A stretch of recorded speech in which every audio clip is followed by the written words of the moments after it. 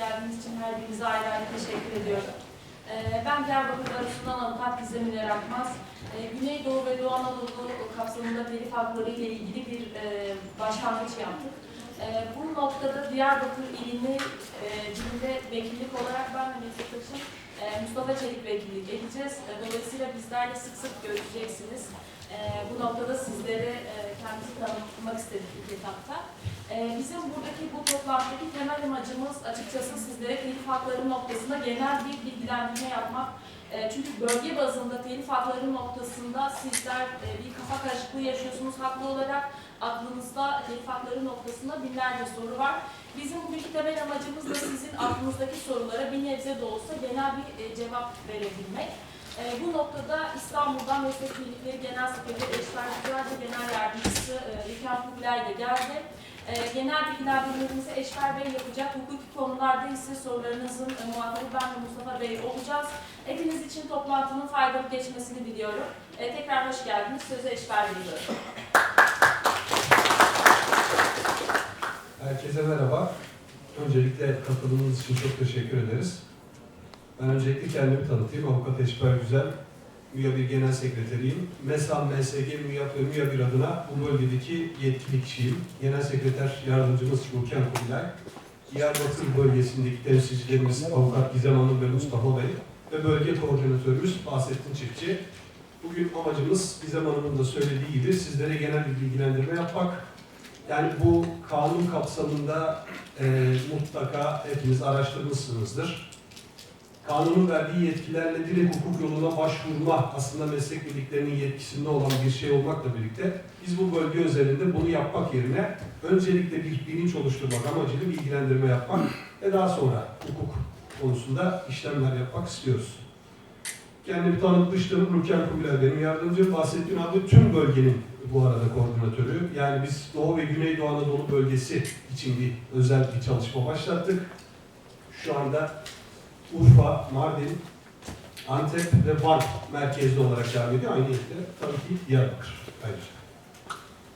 Bu toplantıdaki amacımız tamamen az önce de dile getirdiğimiz bu meslek birliklerinin iyi niyetiyle öncelikle konu hakkında bir bilgilendirme yapmak, bir telif bilinci oluşturmak, işletmelerin hukuki işlemlere herhangi bir şekilde maruz kalmadan lisans sözleşmesi imzalayarak hukuki zeminde müzik kullanmalarını sağlamak ve bu sayede hukuk yoluna başvurulması durumunda 3 kat ödemek durumunda kalacakları bedelleri indirimli ödemelerini sağlamak. Süreç bugüne kadar nasıl geldi? Şimdi siz diyeceksiniz ki neden 2026 yılında hani işte Diyarbakır'a geldiniz? Yani Türkiye'yi Ankara'nın solu ve sağı gibi düşünürsek batıda yani diğer bölgelerde lisanslama işlemleri 2006'dan bu yana tüm hızıyla devam ediyor. Şu anda gelinen noktada ulaşılan oran %95. Burada artık bir noktada Kültür ve Turizm Bakanlığı'na bağlı bu meslek birliklerinin de yetkilileri Doğu ve Güneydoğu Anadolu bölgesi içinde bir çalışmaya karar verdi. İlk bu karar 2019 yılında verildi. Biz 2019 yılında yine ben ve Ruken Hanım bu yetkiyi aldıktan sonra çalışmalara tam başlayacakken 2020'nin biliyorsunuz 2. ay itibariyle pandemi gibi bir süreçle karşılaştık ve bunu ertelemek zorunda kaldık. Sonrasında 2022 yılında bu karar verildi. Yine aynı şekilde biz başlayacaktık çalışmaya. Maalesef çok üzücü bir şekilde deprem nedeniyle bunu ertelemek durumunda kaldık. Depremde de hayatını kaybedenlerin ruhu şad olsun. 2026 yılında bu karar verildi ve şu anda artık bu lisanslama çalışmaları bölgede başladı. Nisan 2026 itibariyle biz ilk olarak bölgeyi geçen ay ziyaret ettik. Bu bölgede avukat arkadaşlarımızla gerekli görüşmeleri sağladık. Yetkileri kendilerine devrettik. Ancak süreç içerisinde biz sürekli bu bölgeye gelip bilgilendirmelere tabii ki devam ediyoruz. Şimdi nedir bu lisanslama? Öncelikle ben zaten bu sunumda bize en fazla gelen soruların cevaplarını vermeye çalışacağım. Ancak sonuç kısmında bir soru cevap bölümünde yapacağız. Kafanıza ne takılırsa mutlaka biz burada cevaplandırmaya gayret edeceğiz. 5846 sayılı Fikir ve Sanat Eserleri Kanunu. Bu meslek birliklerinin dayanak kanunu. Aslında bizim halk arasında telif hakları kanunu olarak bildiğimiz kanun. Bu kanuna göre müzik kullanan ticari işletmelerin telif hakkı kapsamında almak zorunda oldukları izin, yani bizim lisans dediğimiz, bu sözleşmeleri imzalatmak ve imzalamayanlar için de hukuki yollara başvurma işlemlerinin tamamına biz lisanslama işlemleri diyoruz. Lisans sözleşmesi nedir? Bu kanun gereği müzik eseri sahiplerinin, yani müzik eseri sahiplerinden kastımız nedir? Söz yazarı, besteci ve aranjör ve müzik yapımcılarının sahibi olduğu telif hakları için meslek birlikleri ve federasyondan alınması zorunlu olan yazılı izin. Bizim lisans sözleşmesi olarak hukuken belirttiğimiz belge. Biz kimiz? 5846 sayılı kanuna göre kurulmuş olan Kültür ve Turizm Bakanlığı'ndan faaliyet izni alarak üyeleri adına hak takibi yapmak, telif haklarını toplamak ve dağıtmak konularında yetkilendirilmiş. Yine aynı şekilde mali ve idari bakımdan Kültür ve Turizm Bakanlığı'nın denetimine tabi olan MESAM, eser sahipleri meslek birliği, yani söz yazarı, besteci, aranjörlerin, MSG yine eser sahipleri meslek birliği, söz yazarı, besteci, aranjörler, MSF, MESAM ve MSG'nin adına şu anda işlemleri yürüten üst federasyon, MÜYAP, Müzik Yapımcıları Meslek Birliği ve MÜYABİR, Müzik Yapımcıları Meslek Birliği. Biz bu 4 kuruluş adına burada işlemleri yürütüyoruz. Bir işletme peki neden lisans sözleşmesi imzalamak zorunda? Bu bize en fazla gelen soru. Kanun diyor ki 41. maddesinin 1. bendinde müzik kullanan ticari işletmeler ülkemizde faaliyet izni almış olan meslek birliklerinden ve federasyondan lisans sözleşmesini izin almak ve lisans sözleşmesi bedellerini her yıl ödemek zorundadırlar. Bu kanunun amir hükmünde yer alıyor. Şimdi müzik kullanan ticari işletmeler hangileri? Tabii yine aklımıza gelen sorulardan bir tanesi. Oteller ve konaklama tesisleri şu anda Türkiye'de yaklaşık 21.200 tane otel ve konaklama tesisinin 21.170 tanesi lisanslı. Yani %100'e ulaşılmış durumda neredeyse. Restoran, kafe, bar ve benzeri yeme içme tesisleri, müzik kullanan yine ticari işletmeler. Bugünkü ana konumuz olan düğün, davet ve balo salonları, mağazalar, marketler, spor salonları, güzellik salonları ve kuaförler, kanuni olarak ticari işletme sayılan diğer mahalleler. Yani bunu diğer mahallelerden kastım şu: müzik kullanan bir eczane de, müzik kullanan bir terzi de aslında kanun gereği lisans sözleşmesiyle izin almak zorunda ilgili meslek birliklerinden ve federasyonlardan. Yine bu bize en fazla işletmelerden gelen soru: hangi müzikleri temsil ediyorsunuz? MESAM ve MSG az önce de zikrettiğim gibi adlarına MSF, yerli yabancı, aklınıza gelebilecek her dil, Kürtçe, Zazaca, Arapça, İngilizce ve benzeri tüm diller, müzik eserlerinin söz yazarı, besteci ve aranjör haklarını temsil ediyor. MÜYAP ve MÜYABİR ise yine yerli yabancı, aklınıza gelebilecek her dil. Hani bölgede en fazla karşılaştığımız, biz Kürtçe müzik kullanıyoruz, onun da telif hakkı var mı? Evet, tabii ki var. Zazaca müzik kullanıyoruz, var mı? Tabii ki var. Arapça kullanıyoruz, var mı? Tabii ki var. Çünkü dünya üzerinde kullanılabilecek olan tüm müzik eserlerinin Türkiye'deki haklarını MESAM, MSG, MÜYAP ve MÜYABİR temsil etmekte. Şimdi karar verildi. Kiminle lisans sözleşmesi imzalanacak? Bizim temsil ettiğimiz, az önce de söylediğim gibi MESAM ve MSG adına MSF ile, MÜYAP ve MÜYABİR ile bunları tek sözleşmede yapıyoruz.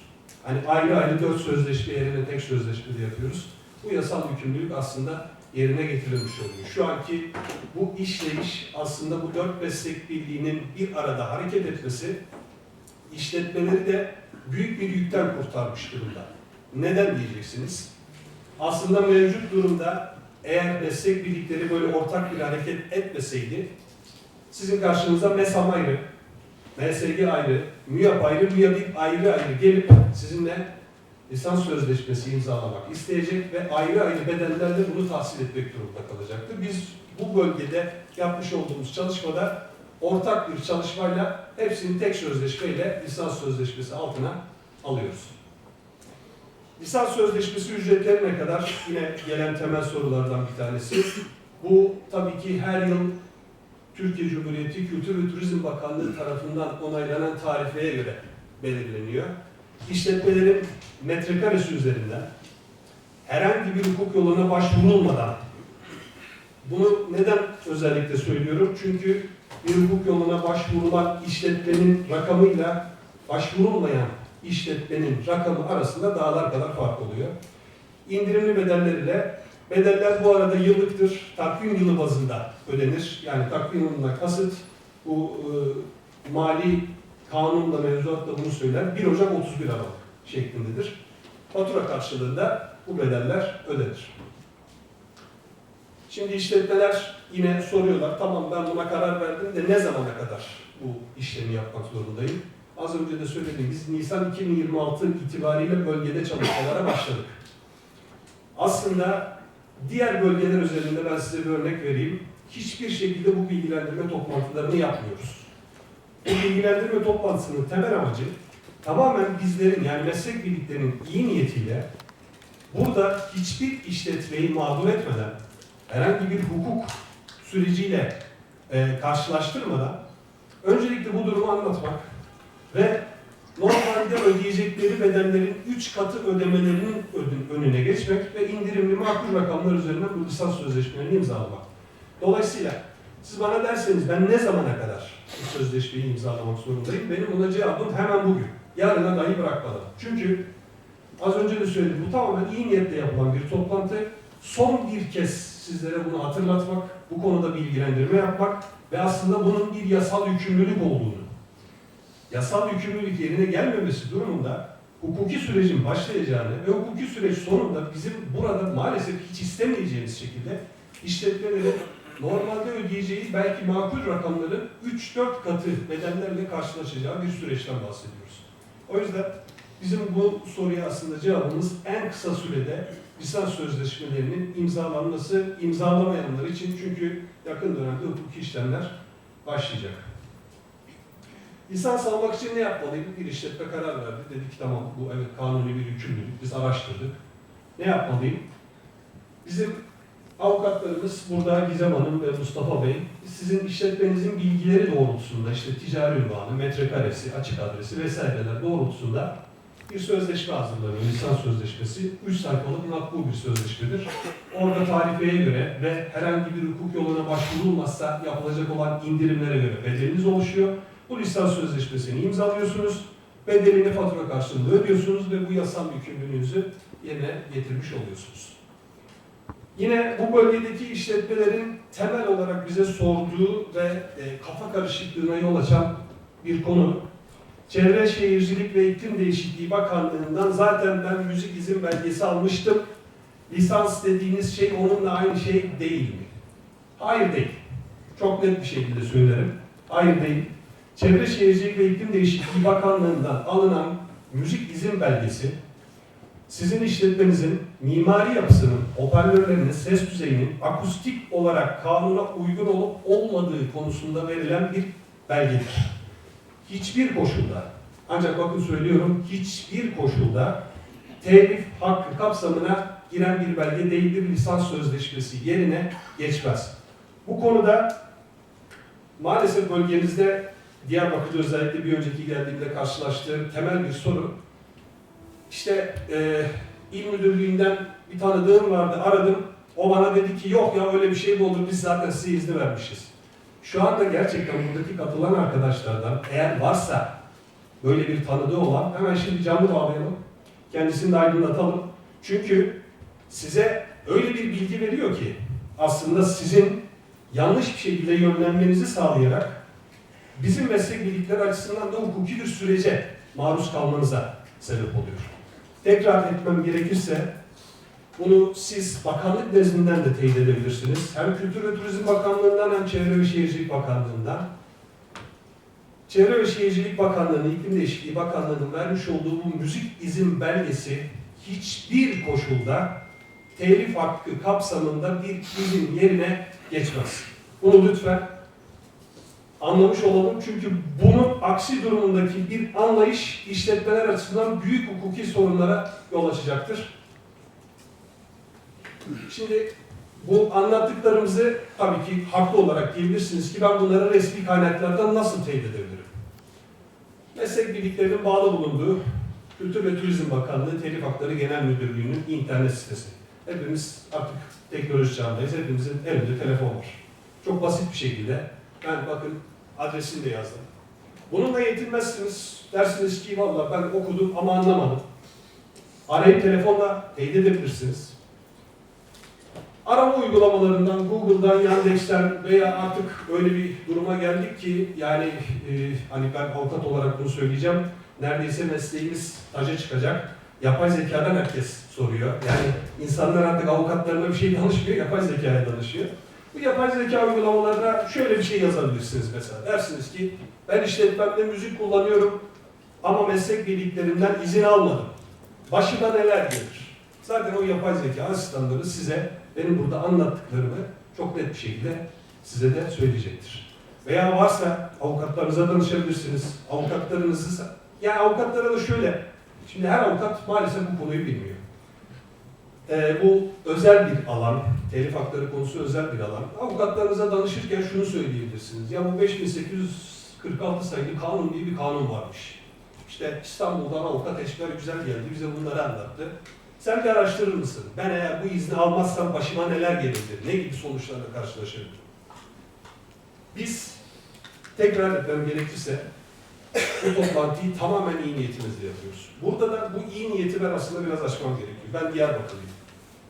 28 sene Diyarbakır'da yaşadım. Burada 2,5 sene serbest avukatlık yaptım. İlk bu teklif bize geldiğinde ben Kültür ve Turizm Bakanlığı yetkililerine dedim ki eğer o bölgede bir çalışma başlatacaksanız ben orayı almak istiyorum çünkü o bölge özel bir bölge.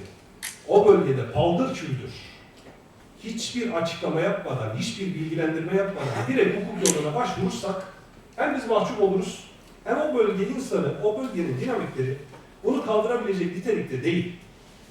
Kaldı ki şunu da görmezden gelmiyoruz. Bu bölge çok sıkıntılı süreçler geçirdi. Yani savaşından tutun, işte Hendek olaylarından tutun, işte pandemi bütün dünyayı sarstı, deprem zaten hepimizi çok üzdü. Bu bölgeye biz çok özel bir bölge olarak bakıyoruz. Özel bir bölge olarak baktığımız için de istiyoruz ki öncelikle insanlarımız, bu işletme sahipleri bu konuda bir bilgilensin. Bunun gerçekten yapılması gereken bir şey olduğunu farkına varsın ve ondan sonra yapsın. Direkt hukuk yoluna başvurursak dediğim gibi biz de zaten bir Diyarbakırlı olarak bunu açıkçası kendimize de çok yakıştırmayız. Şimdi bir işletme dedi ki lisans sözleşmesi imzalamazsam süreç nasıl işler? Kanun çok açık. Savcılığa şikayet başvurusunda bulunuluyor. Müzik kullanmasına rağmen henüz lisans almamış ticari işletmede savcılığın talimatıyla polis veya asker bölgesine göre değişiyor çünkü görevler. Bilirkişi avukatların nezdinde bir tespit işlemi yapılıyor. İşletme yetkilileri hakkında 1 ila 5 yıl arası hapis adli para cezası istenme dava açılıyor. Ayrıca normalde ödenmesi gereken tutarın 3 katına kadar tazminat davası açılıyor. Ve tabii ki bunun sonucunda, bu süreçlerin sonucunda tüm yargılama masrafları ve avukatlık ücretleri de işletmeden tahsil ediyor. Bu kısım benim anlatırken bile gerçekten çekindiğim bir kısım. Neden? Asla ve asla bizim hiçbir işletmenin bu sürece maruz kalmasını istemememizden kaynaklı olarak. Ancak tabii ki işletmeler bize soruyor. Yapmadım ne olacak? Biz mutlaka bunun cevabını vermek durumundayız.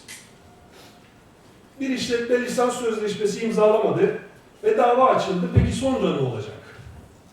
İşletmeye kesinlikle bölge temsilcilerimiz yanımızda kesinlikle biz ana yetkililer olarak hiçbir indirim uygulanmasını kabul etmiyoruz. Bir işletmeye eğer hukuk davası ya da ceza davası açılmışsa biz hiçbir indirim uygulanmasını kesinlikle merkez olarak kabul etmiyoruz. Yasal faiziyle birlikte işlem yapıyoruz. Ceza davası açılıyor. 3 kat tazminat talep ediliyor ve az önce de söylediğim gibi tüm yargılama masrafları yine bunun üzerine ekleniyor. Şimdi benim bu bölgenin yetkilisi olarak anlatacaklarım bunlar. Genel anlamda sizlerden en fazla gelen soruların cevaplarını derleyerek bir sunum hazırlamaya gayret ettik. Biz Nisan 2026'da geldiğimizde bizim aslında bölgelerde kullandığımız genel bir sunum var. Ancak bunu biraz güncellemek durumunda kaldık. Çünkü Diyarbakır'da hiçbir yerde duymadığımız sorularla da karşılaştık. Hatta biraz da bunu şöyle dedik. Yani bölge insanı ne güzel sorular soruyor diye de aslında gurur duyduk. Yani çünkü mesela Ankara'da bir işletmeye gittiğimizde çok daha böyle genel, keskin olmayan sorular sorarken Diyarbakır'da çok daha akıllıca soruların sorulduğuna şahit olduk. Genel anlamda bu sorulara cevap verecek nitelikte bir sunum hazırlamaya çalıştık. Ancak şimdi sizlerin bu anlattıklarımızın dışında sormak istediğiniz, aklınıza takılan, bizim cevaplamamızı istediğiniz hususlar, sorular varsa seve seve burada hem avukat Gizem arkadaşım hem de avukat Mustafa arkadaşım ve ben cevaplamaya hazırız. Teşekkür ederim.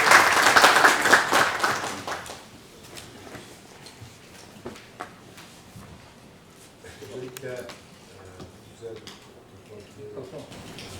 Duyuyoruz ama isterseniz mikrofona ya da daha yüksek sesle söyleyebilirseniz herkes duysun. açık değil hocam. Neyse ben arada kalkayım. Ben önemli sesi duyulur ya. Estağfurullah.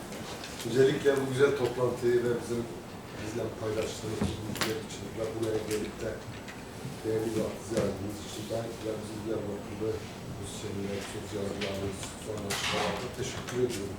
Başta size ve sonra bahsettim kardeşlerim. Benim konumun dışında bir şey söyleyeceğim. Yani benim beştar olmadığım mesela ben düğün salonlarında devamlı olan çalışan biri değilim. Hayatım olmadı. Ben onların adına belki akıllarına gelmeyecek. Şimdi bizim düğün salonlarında sahne alan arkadaşlarımız alatura dediğimiz onlarla çalışıyor. Sizin bu hazırlamış olduğunuz yasa yani bu içerikle ilgili bunları işte sırf alaturaya mecbur kılmamak adına düğün salonu işletmelerinden onlara bir pay çıkarma adına bunu da dedim size sunayım. Eğer bunu da dikkate alırsanız çok mutlu olayım. Onların adına belki akıllarına gelmez. Bağlamacısından tut solistine kadar hatta vata aldığım düğünler o gelen alaturalara da müzisyenlerin orada çalışan garsonlar hatta işletme sahipleri de orada pay aldıklarını kulağıma ve şahit olmuş arkadaşlar bunu dile getirir. Bunu da böyle yönetmeliğinize ilişkilenirse çok mutlu olurum. Dile getirdiğiniz konu çok hem özel ve güzel de bir konu oldu. Çünkü aslında bu bizim de görmezden gelmeyeceğimiz bir gerçek. Ancak şimdi kanun diyor ki, yani bunu şey gibi düşünelim. Şu anda ticaret odasındayız. Benim burada yapacağım herhangi bir şeyle alakalı, ben ticaret odasının sınırları içerisinde yapacağım için ticaret odasını aslında biraz da muhatap almak durumunda hukuk. Şimdi biz işletmenin ne şekilde müzisyenlerle çalıştığını ya da düğün salonunu ne şekilde kiraya verdiğini bilebilme şansımız yok. Bunu kanunun da öngörme şansı yok. Ve bunu dayatma şansı da yok. Çünkü kimi işletme var. Mesela Urfa'da da biz bu toplantıları yaptık, Mardin'de de yaptık. Urfa'da bazı işletmeler diyor ki ben diyor müzisyenlere kendi paralarını veriyorum, alaturaya karışamıyorlar. O benim diyor. Yani bu şekilde çalışan işletmeler de var. Bizim bunu ayırt edebilme şansımız yok. Ancak bunu ben hani sadece ve sadece dipnot olarak bir tavsiye niteliğinde söylüyorum. Bunu müzisyenlerle düğün salonları kendi aralarında çözmek durumundalar. Yani hukuk diyor ki işletmenin vergi levhası sahibi kimse senin alacağın muhatap o. Kendi aralarında işletme bunu düğün salonunu kiraya tutan gelin damata bir gider kalemi olarak mı yansıtır? Yoksa müzisyenlerden bir pay olarak mı tahsil eder? O gerçekten hani bizim kanuna iliştirebileceğimiz çok bir şey değil maalesef. Şunu söyleyeyim ama burada dikkat çekilmesi gereken profesyonelce bu işi yapanlar var. Bir de hobi olarak bu işi. O profesyonelce yapan arkadaşlarımız diyor ki işte ben bu şartlarda çalışmıyorum ama o hobi olarak böyle evinde bulaşık yıkarken annelerimiz gibi veya tanrıra kabul verirken bu işi öyle yapan insanlar var gidip işletmeci tamam diyor İbrahim Can'dan gelmiyorsa ben gelir söylerim. O işletmecinin zaten işine geliyor. Anlatabiliyor muyum? Bunu vurgulamak istedim. Mesela bizim şu anda profesyonel anlamda sahne alan, düğün salonu işletmeleri yapan hepsinin hemen MESAM'a kayıtlı olduğu veya diğer meslek bilgilerindeki o arkadaşlarımız var. Bunu dikkate almak o anlamda yani kayıtlıysa yapsınız. Şimdi adam burada mesela çoğu ismini ben hitap edince bizde bir şey oluşmuş. Nasıl söyleyeyim yani bu çok özel bir bahsedeceğim. Bir isim değiştirmek şeyler. Adam Ahmet biliyorum bir bakıyorum önüme divar çıkıyor. Divar biliyorum bakıyorum suva çıkıyor. Anlatabiliyor muyum? Tırnak içinde söylüyorum yani yanlış anlaşılma. İdeoloji bizim her zerremize ilişmiştir. Ve bizi yapay zeka ve süper zekadan daha çok korkunç hale getirmiştir. Bir haset var, bir böyle emeğe saygı diye bir şey kalmamıştır. Bir fesatlık var içinde yani birbirimizin tadını unutmuşuz. Oysa müzik inanılmaz bir iletişim aracıdır. Ama bakıyorum Türkiye'nin tarihinde, sanatında bakıyorsun Neyzen Tevfikler, Cemal Süreyyalar'da gibi insanlar açlıktan, Şakiro gibi bir insanlar açlıktan öldü. Yani. Öyle çok kıymetli bir meslek ama öyle bir vefasızlığı var ki anlatamam. Onun için yani demin söylediğim gibi profesyonelce meslek birliklerine kayıtlı olan arkadaşlarımızınla çalışılması en azından o tandır önünde, divar önünde bu işi hobi olarak işte yapan arkadaşlarımızın diğer arkadaşlarımızın emeğini çalmamamıza ona bir dipnot diye geçilebilir. Doğrudur İbrahim Bey. Bu konu zaten genel anlamda ülkemizde işte eser sahiplerinin, söz yazarlarının, bestecilerin, sanatçıların sosyal haklarının eksik kalmasından kaynaklı olan bir durum. Yani bu sadece meslek birliklerini değil aslında hem Çalışma ve Sosyal Güvenlik Bakanlığı'nı hem İçişleri Bakanlığı'nı da aslında ilgilendiren bir durum. Bu dedikleriniz hani bugünün konusu olmaktan çok genel bir konu. Biz bunu tabii ki ilgili yetkililerle paylaşırız ki zaten sizin de hem temsilcisi olduğunuz hem de üyesi olduğunuz MESAN Başkanı Sayın Recep Ergün'ün bu konuda ne kadar hassas olduğunu çok iyi biliyorsunuz. Ve biz açıkçası merkez yetkilileri olarak her zaman müzisyenlere diyoruz ki mutlaka ve mutlaka bir meslek birliğine kaydolun. Haklarınız korunsun, haklarınız zayi olmasın. Sizin adınıza hem sosyal hem de maddi anlamda haklarınızı takip eden bir üst kuruluşunuz olsun.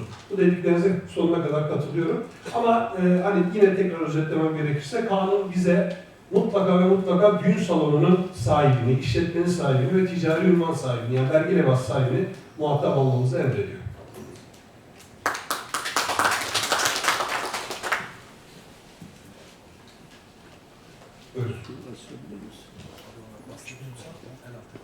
Kırmızı olunca sesiniz gelecek. Sanları açmalı Yani diyorum açma. olabilir. Sadece şöyle buraya açmalı. Ekran gelecek. Şimdi o büyüğüne basmaz. Peki öpünü de bu dara. Merhaba arkadaşlar, hoş geldiniz.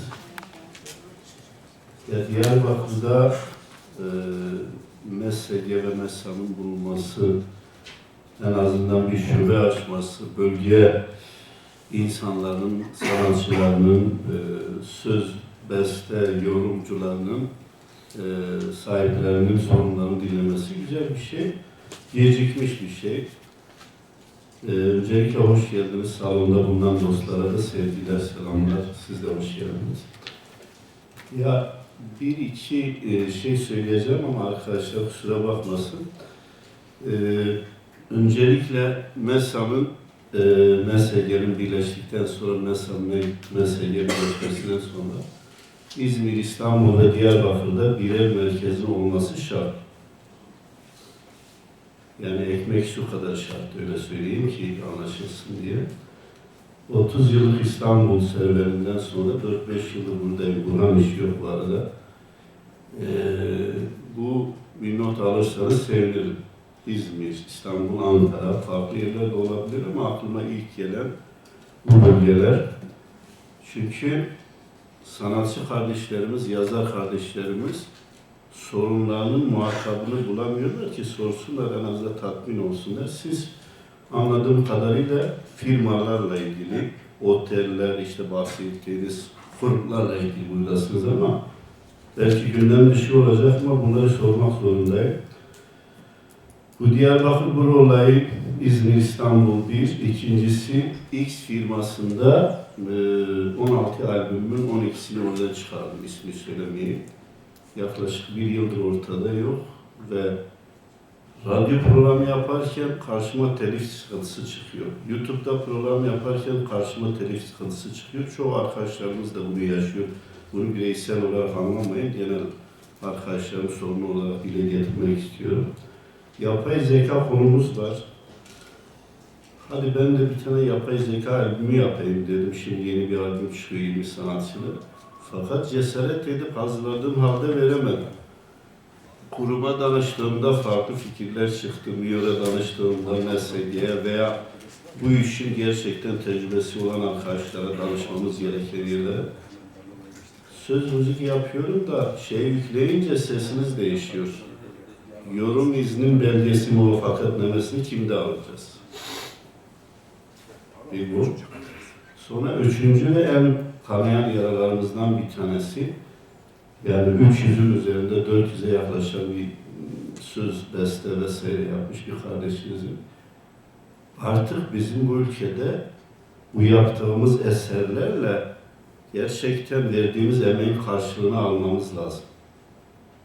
Benimle alakalı değil bütün arkadaşlarımla. 400'ü geçen, 500'leri geçen beste sahibi olan arkadaşlar da çok mağdur.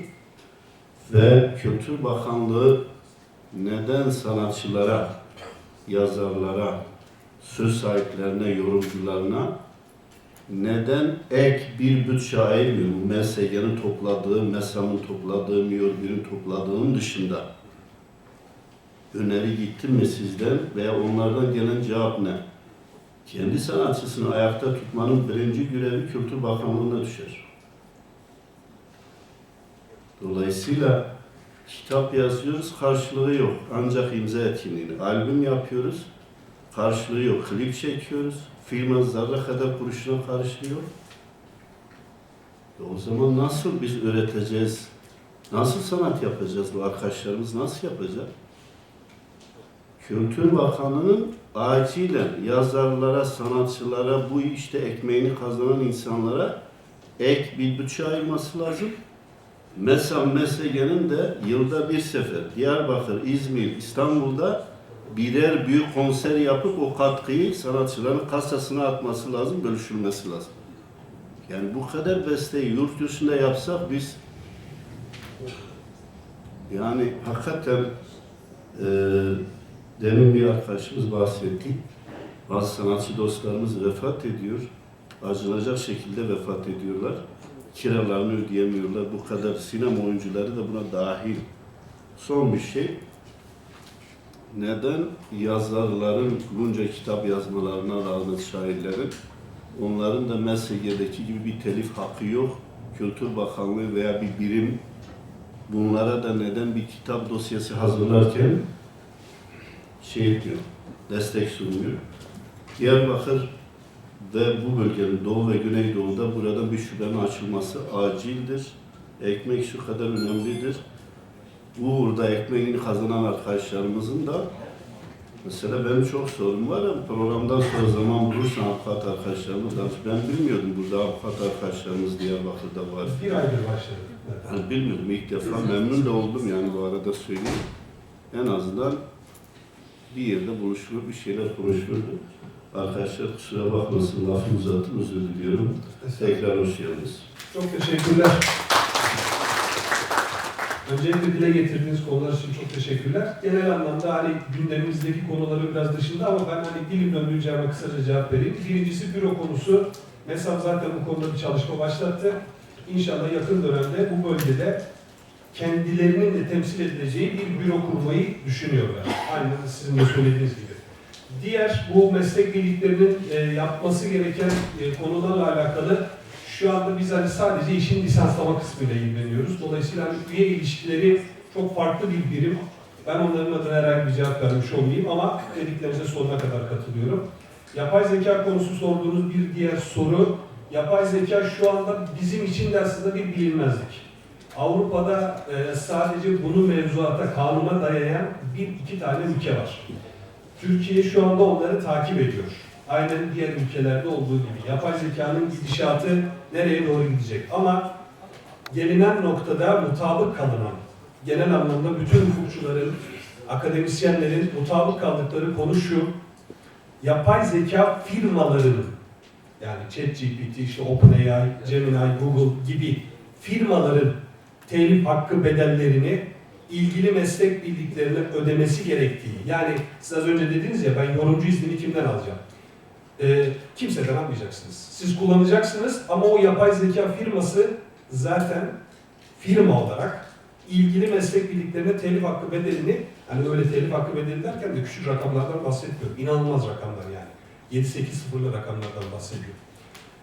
Bir diğer söylediğiniz, hani bu işte sanatçıların durumu kötü bir şekilde maalesef hayatlarının son bulması, vefat etmeleri. Bu genel anlamda çok sosyal bir sorun.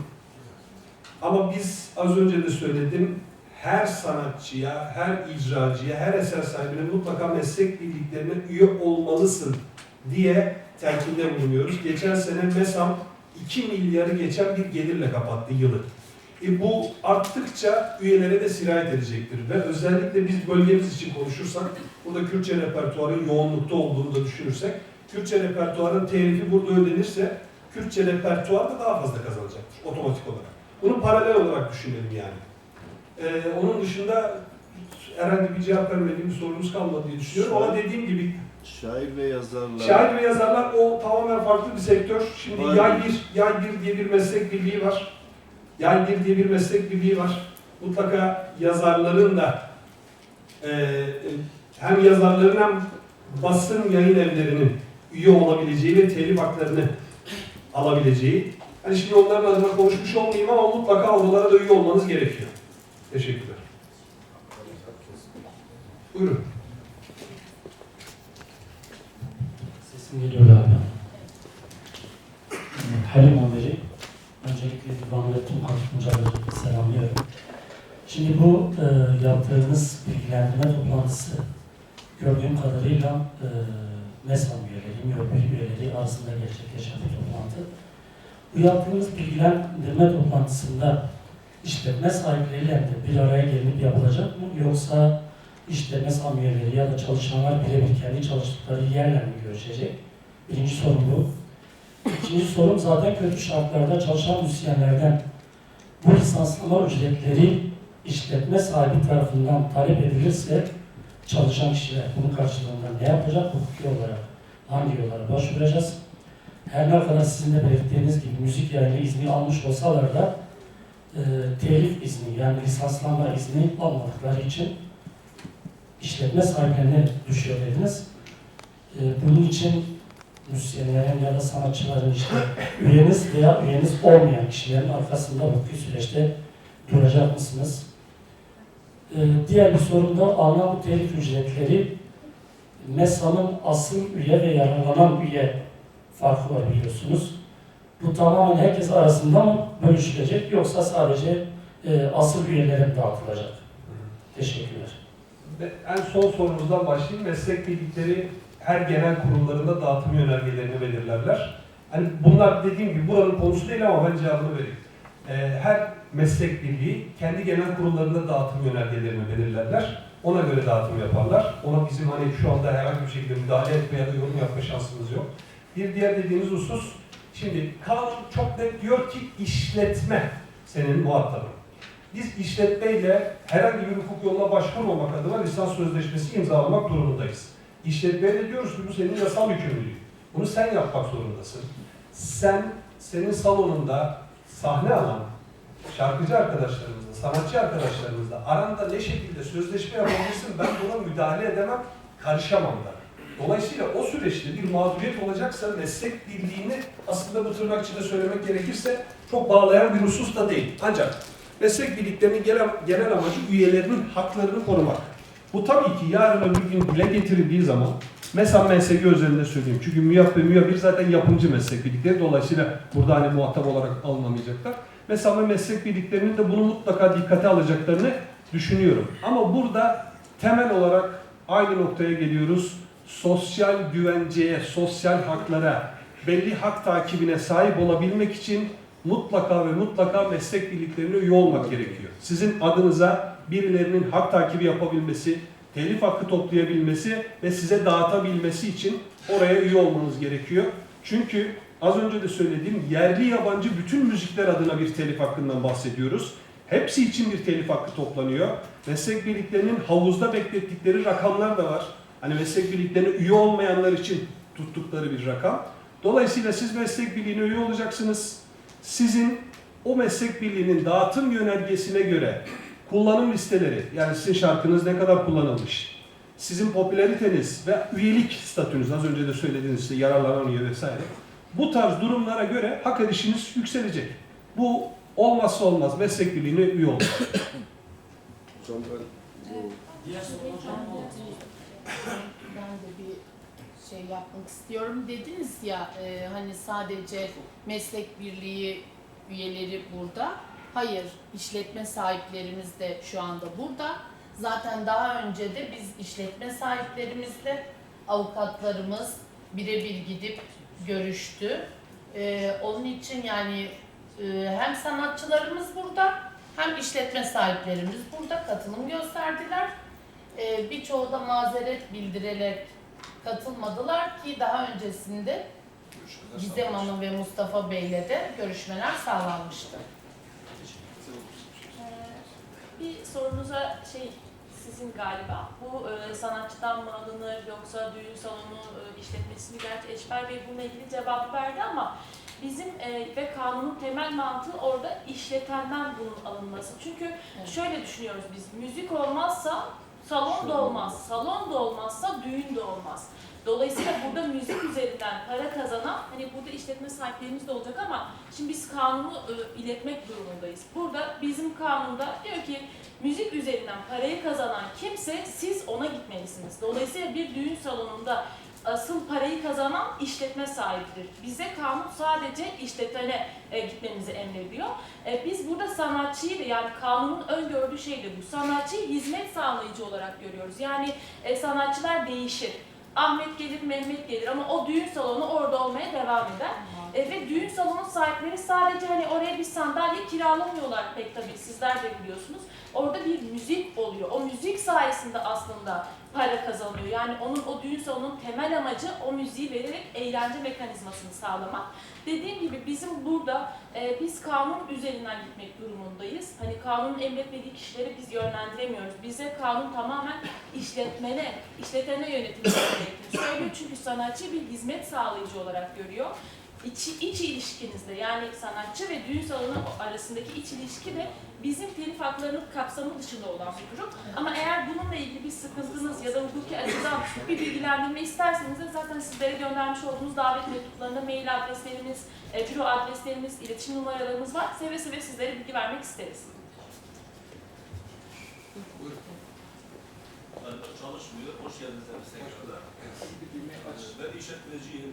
Düğün salonu sahibi, Abdullah Şahip. Çok pardon, hangi düğün salonu? Bir yıldız. Mir Yıldız. Hoş geldiniz. Sağ olasınız. Çalışmıyor. Şimdi Şu an çalışıyor. Tekrar hoş geldiniz. Senin sormak istediğim soru şu olacak. Bu lisans ücretiyle ilgili tabii eğer biz araştıracağız. Yine kapandı.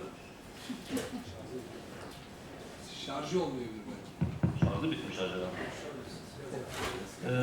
Biliyorsunuz Diyarbakır'da 3 sınıf salonlarımız var. 1. sınıf, 2. sınıf, 3. sınıf dediğimiz alanlar. Yani ücret anlamında söylüyorum, konum anlamında söylüyorum. Bu bahsettiğiniz lisans ücretleri hepsi için geçerli midir yoksa sınıflandırma yapacak mısınız? Onu sormak istiyorum. Cevabını alırsak memnun olurum. tabii ki zaten şimdi kanunda bizim her sene Kültür ve Turizm Bakanlığı'nın Eylül ayında bir sonraki yıl için meslek birliklerinin belirlediği ve Kültür ve Turizm Bakanlığı'nın onayladığı tarifeler var. Bu tarifelerde her kategori için ayrı bir fiyatlandırma söz konusu. Restoran için ayrı, otel için ayrı. Mesela örneğin otel için yıldız kategorisi ve oda sayısını baz alıyoruz. Biz elimizde bir rakam çıkabilmesi için. Düğün salonlarında baz aldığımız rakam metrekare. Müşteri kullanımına açık metrekare. Şimdi dediğiniz hususu biz şöyle değerlendiriyoruz. Bizim herhangi bir hukuk yoluna başvurulmadan bir sözleşme imzalanması durumunda belli bir indirim kullanma yetkimiz var. Bizim saha çalışanı, yetkili temsilci arkadaşlarımızın. Bunu tabii ki henüz çok gelişmemiş, ve bir düğünün bedelinin çok daha düşük olduğu bir ilçede uygulanacak oran ile Diyarbakır'ın merkezinde neredeyse her gün dolu olan ve hani hem çok lüks hem çok pahalı olan bir işletmeye uygulanan indirim oranları aynı olmayacaktır. Yani aslında bu sistem kendi içinde bir dengeye oturtulan bir sistem. Ondan bahsediyoruz. Tamam, Diyarbakır merkez için geçerli mi olacak? Mesela Bağlar 75 ay tutulacak, birisi ayrı mı olacak fiyatlardan bahsediyorum. Ona Gizem Hanım cevap versin. Şimdi şöyle, Orada bir haksızlık oldu yani. Aynı fiyata getirirsen haksızlık olur. Değil işte. şimdi isminizi alabilir miyim? Abdullah. Abdullah Bey, şimdi şöyle bir durum var. Biz daha önce düğün salonları işletmelerinin bazılarıyla yüz yüze görüşme fırsatı bulduk. Bazılarıyla da telefon üzerinden iletişime geçtik. Sizinle hiç iletişimimiz olmamıştı. Dolayısıyla bugün burada olmanız için ayrıca teşekkür ediyorum size. Şimdi sizin sorunuzu şu şekilde cevaplayabilirim. Biz gittiğimiz, hemen cevaplayayım sonra size döneyim. Biz gittiğimiz düğün salonlarında şunu söylemiştik. Hatta burada yüz yüze görüştüğümüz düğün salonu sahipleri de var. Şunu söylemiştik. Bakın biz bu dosyalar, yani bu konu telif hakları ile ilgili lisans sözleşmesi kapsamında hukuki süreci başlatmadan önce elimizden gelen tarife üzerinden tüm indirimleri, tüm kolaylığı sağlayacağız. Ancak bu artık hukuk dosyasına döndükten sonra metrekare bazında ya da bizim lisans sözleşmelerindeki birim fiyatı üzerinden biz bir şey yapamıyoruz. Bu tüm kurumlar bazında böyledir. Ben size örnek vereyim. Bu bölge bazında bir kaçak elektrik kullanımı var biliyorsunuz. Kurum ilk gittiğiniz zaman, yani bir uzlaşıyla gittiğinizde, diyalogla bunu çözmeye çalıştığınız zaman daha bu davaya dönmeden önce, bakın tekrar ediyorum, davaya dönmeden önce bir indirim imkanı sağlıyor. İşte %20 indirim olur, zemin üzerinden indirim sağlanır, işletmenin kazancına bakılır. Ancak hukuk dosyasına döndükten sonra, yani biz ceza yolunda şikayet işlemimizi gerçekleştirdikten ve hukuk yolunda maddi manevi tazminat talebi için dava açtıktan sonra bununla ilgili yardımcı olamıyoruz. Tüm düğün salonları özelinde bizim Kültür Turizm Bakanlığı'nın onayıyla verilmiş bir tarifemiz var. Ancak dava sürecinden önceki kısımda biz elimizden gelen indirimi yapıyoruz. Tabii ki o işletmenin hangi ilçede olduğu kazancı, şimdi örnek veriyorum, Bağlar'da olan bir düğün salonu işte bir düğün başına aldığı ücret 100 bin iken Yenişehir'de bu Luna Park'ın oradaki bir düğün salonu varsayalım, orası 250 bin alıyor. Tabii ki biz bunları göz önünde bulunduruyoruz. Tabii ki biz bunu indirim noktasında bir inisiyatif tanıyabiliyoruz. Ama bizim bu tanıdığımız inisiyatif de tamamen dava açılma sürecine kadar olan bir inisiyatif. Dava açıldıktan sonraki süreçte biz tamamen işte düğün salonu Bağlar'dadır ya da işte Yenişehir'dedir ya da forumun tarafındadır diye yapmıyoruz. Tamamen kendi belirlemiş olduğumuz telif üzerinden. Zaten bunu artık mahkemeler yapıyor. Orada artık bilirkişiler hesaplamayı yapıyor. Dolayısıyla bizim ona müdahale etme şansımız yok. Ama önceki aşamada, hukuka yansımadan önceki aşamada bizler elimizden gelen düğün salonu özelinde onu değerlendiriyoruz. Gelen kapasite ne olur, aylık kaç düğün salonu, kaç düğün yapılır, ortalama kazancı ne kadardır, bunların tamamını göz önünde bulundurarak telifimiz üzerinden, yani belirlediğimiz miktarlar üzerinden yardımcı oluyoruz. Tamam, bakın vermişsin şu an 7 gün olay var. Şu an mahkeme duruyor şu an. Doğru mu? Tabii ki. Biz şu an bunun üzerine çok konuşuyoruz. Tabii. Biz alışacağız. Bizim avukatlarımıza o giderse zaten süreçimizi alacağız. Evet, doğru. Başka bir konu. Hı hı. Sormak senin olay o değil aslında. Yani inisiyatif kullanmak anlamda söylemiyorum. Normalde bir yasaya yapıyorsanız, yani bir yerde eğer bir laf kazanıyorsa ama bir yerde 5 laf kazanıyorsa aynı fiyatı almamız gerekiyor. Çünkü ruhsat aldığınız zaman, diyelim ki belediye ruhsat alıyorsunuz. Ruhsat ne yapıyor belediye alıp verdiği zaman size? Yerinize ve konunuza göre size ücret yapıyoruz. Üzerinize yapıyoruz. Yani bu da bir şey olması lazım. İsim neydi pardon? Abdullah. Abdullah Bey, tarifelerimizde bizim altta her zaman bir not vardır. Somut miktar işletmenin mevcut özelliklerine göre belirlenecektir diye. Yani bizim evet bir tarifemiz var ama o tarifeyi biz işletmeye gittiğimizde zaten karşılıklı görüşmeyle belirleyebiliyoruz. Ancak ve ancak az önce Gizem Hanım'ın da altını çizerek söylediği gibi sadece ve sadece hukuk öncesi süreçler için geçerli bu. Bizim belli bir indirim oranı yetkimiz var. Onun dışında işletmenin somut özelliklerine göre konumu, lokasyonu, mevcut durumu, metrekaresi bu tarz durumlara göre bizim onu sonuna kadar kullanma yetkimiz var.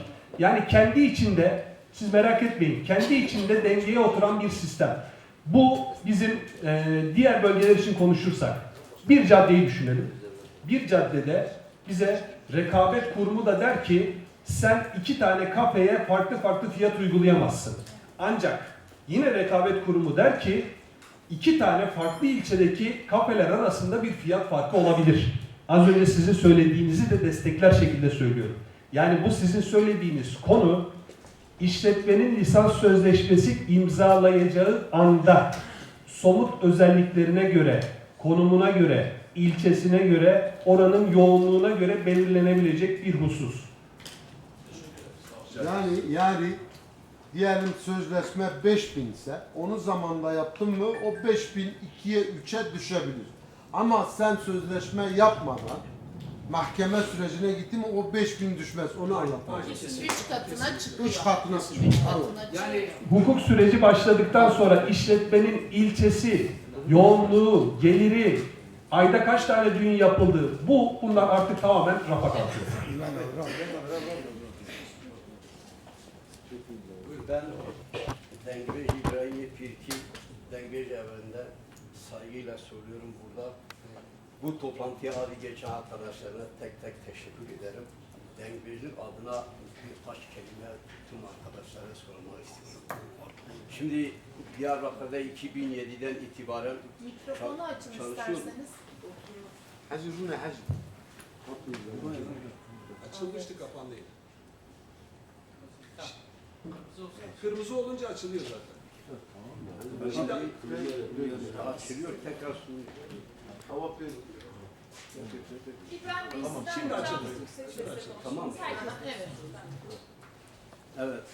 Bu toplantıda adı geçen arkadaşlara hepsine saygılarımı sunuyorum. Şimdi Diyarbakır'dan 2007'den itibaren 1000 Dengbeş evi olarak açıldığını tabii hepimiz malum biliyoruz. O günden bugüne kadar ben de oradayım, kayıtlıyım orada. Şimdi o günden bugüne kadar herhangi bir kurumda resmi veya düzenli olarak herhangi bir maddi desteği görmedik. İkinci olarak Diyarbakır'da hepinize malum biliyorsunuz. Her yıl Valilik ve Turizm Bakanlığı tarafından milyonlarca festivallere harcanıyor. Doğrudur bu da. Ondan dolayı bazı yörelerde hatta Dengbeşleri de getiriyor. Diyarbakır'da Dengbeş evi olduğuna rağmen Diyarbakır'daki Dengbeş evlerinde Dengbeşlik kimliği bakanlar tarafından verilmesine rağmen o festivallerde hiçbir tane Dengbeşler faydalanmıyor, çağırmıyor. Yani bu hepsi herkes, bütün arkadaşlar biliyor. Üçüncü husus olarak şimdi benim YouTube'da kanalım var, telif konusunda. Orada biz her gün haftada bir süre bir gün divan sürem var, hakkım var. Divana geliyoruz arkadaşlarla birlikte. Dengbeş divanı kuruluyor orada. Gelen arkadaşlar, vatandaşlar tabii ki herkesin cebinde telefonu var. Telefonu alıp o görüntüleri alıyor, istediği yere ya kendisi ya başkasına aktarıp onun üzerinde abone oluyorlar. Aynı parçayı ben söylediğim zaman kendi kanalıma dinletiyorum, bana telif hakkı geliyor. Yani bu nasıl? Bu bir adaletsiz değil mi? Teşekkür ederim, sağ olun. Ben teşekkür ediyorum öncelikle hem katılım gösterdiğiniz için hem dile getirdiğiniz hususlar için. Ben şahsi olarak kanaatimi söyleyeyim. Dengbeşlik benim özellikle bölge özelinde düşünürsek en çok sevdiğim kültürlerden bir tanesi. Hem ben kendim çok önemsiyorum hem bizim meslek birliklerimiz çok önemsiyor. İbrahim Bey de çok iyi bilir. Recep Başkan, MESAM Başkanı, şu anki MESAM Yönetim Kurulu Başkanı Recep Ergül. Kendisine de buradan selamımızı gönderelim. Sayın Recep Ergül, Dengbeşlik kültürüne şu ana kadar ki hemen hemen söyleniyor, kimsenin de hakkını yemem ama hiçbir başkanın göstermediği kadar önem veriyor. Hatta az önce İbrahim Bey'le de konuştuk, bir sonraki kendisinin ziyaretinde mutlaka Dengbeş evlerini ziyaret etmek istediğini kendisi de dile getirdi. Şimdi diğer sorduğunuz soru, bu YouTube olayı. Sizin o eserleri kendi adınıza kaydettirmenizin yegane yolu meslek birliğine üye olmak. Meslek birliğine üye olduğunuzda siz o eseri kendi adınıza kaydettirdiğinizde ben de çekerek kullansam, başka birisi de videoyu çekerek kullansa onun telifi otomatikman size gelecek ve telif hakkı sahibi siz olacaksınız. Bunun Diğer koruma yöntemlerinden bir tanesi bu tarz işte konser, işte divan bahsettiğiniz gibi yerlerde bu tarz kayıtların yasak olduğuna ilişkin bir ibare. Bu da çözümlerden bir tanesi ama en kolay çözümü o eserleri siz kendi adınıza mutlaka kaydettireceksiniz. O eser meslek birliğinin koruması altında olacak ve bu dijital platformlar, YouTube, Instagram vesaire zaten hepsi meslek birliklerine telif ödeyen yasal kuruluşlar. Dolayısıyla onun telifi sizde olduğu zaman herhangi bir kişi, dünya üzerine herhangi bir kişi onu koymaya çalıştığı anda size değil bu sefer ona telif gidecek. Ve onun ne kadar dinlenirse, ne kadar izlenirse, ne kadar tıklanırsa tıklansın onun telif geliri sizin olacak. Teşekkür ederim. Adam işte vardı. Buyurun. Öncelikle merhaba, hoş geldiniz hepiniz. Şimdi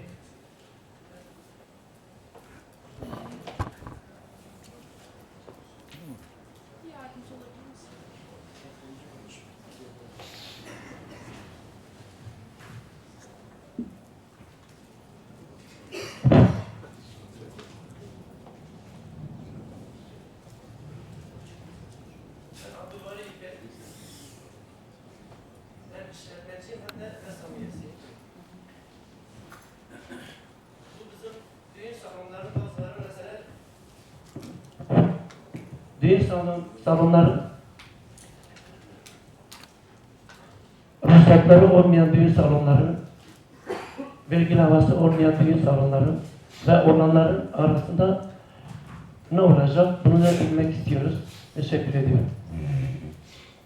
Bir düğün salonunun işletme ruhsatı ve vergi levhası aslında ikisi farklı şeyler. Şimdi biz lisanslama işlemi yaparken, size süreci anlatayım. Lisanslama işlemi yaparken işletmenin ruhsatı olup olmadığını denetleme yetkisi bizde yok aslında.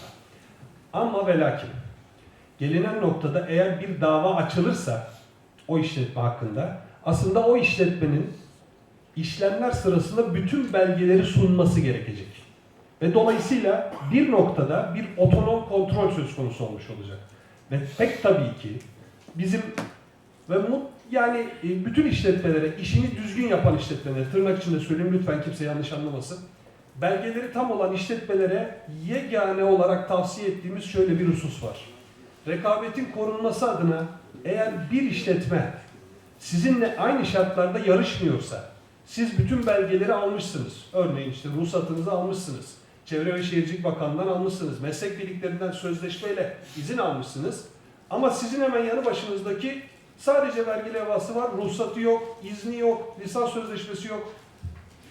Bu rekabete aykırı bir durum. Ve bunu da illa sizin ilgili mercilere bildirmeniz gerekir. Benim bir avukat olarak yegane tavsiyem budur.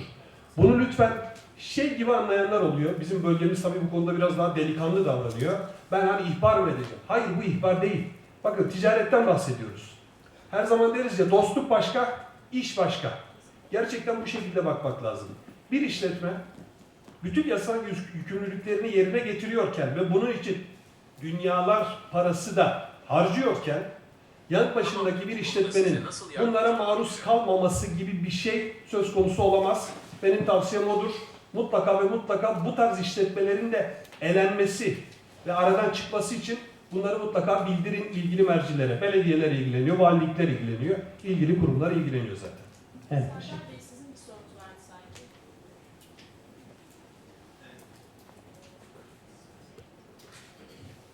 İcraatlara sıkıntı var, çalışmıyor.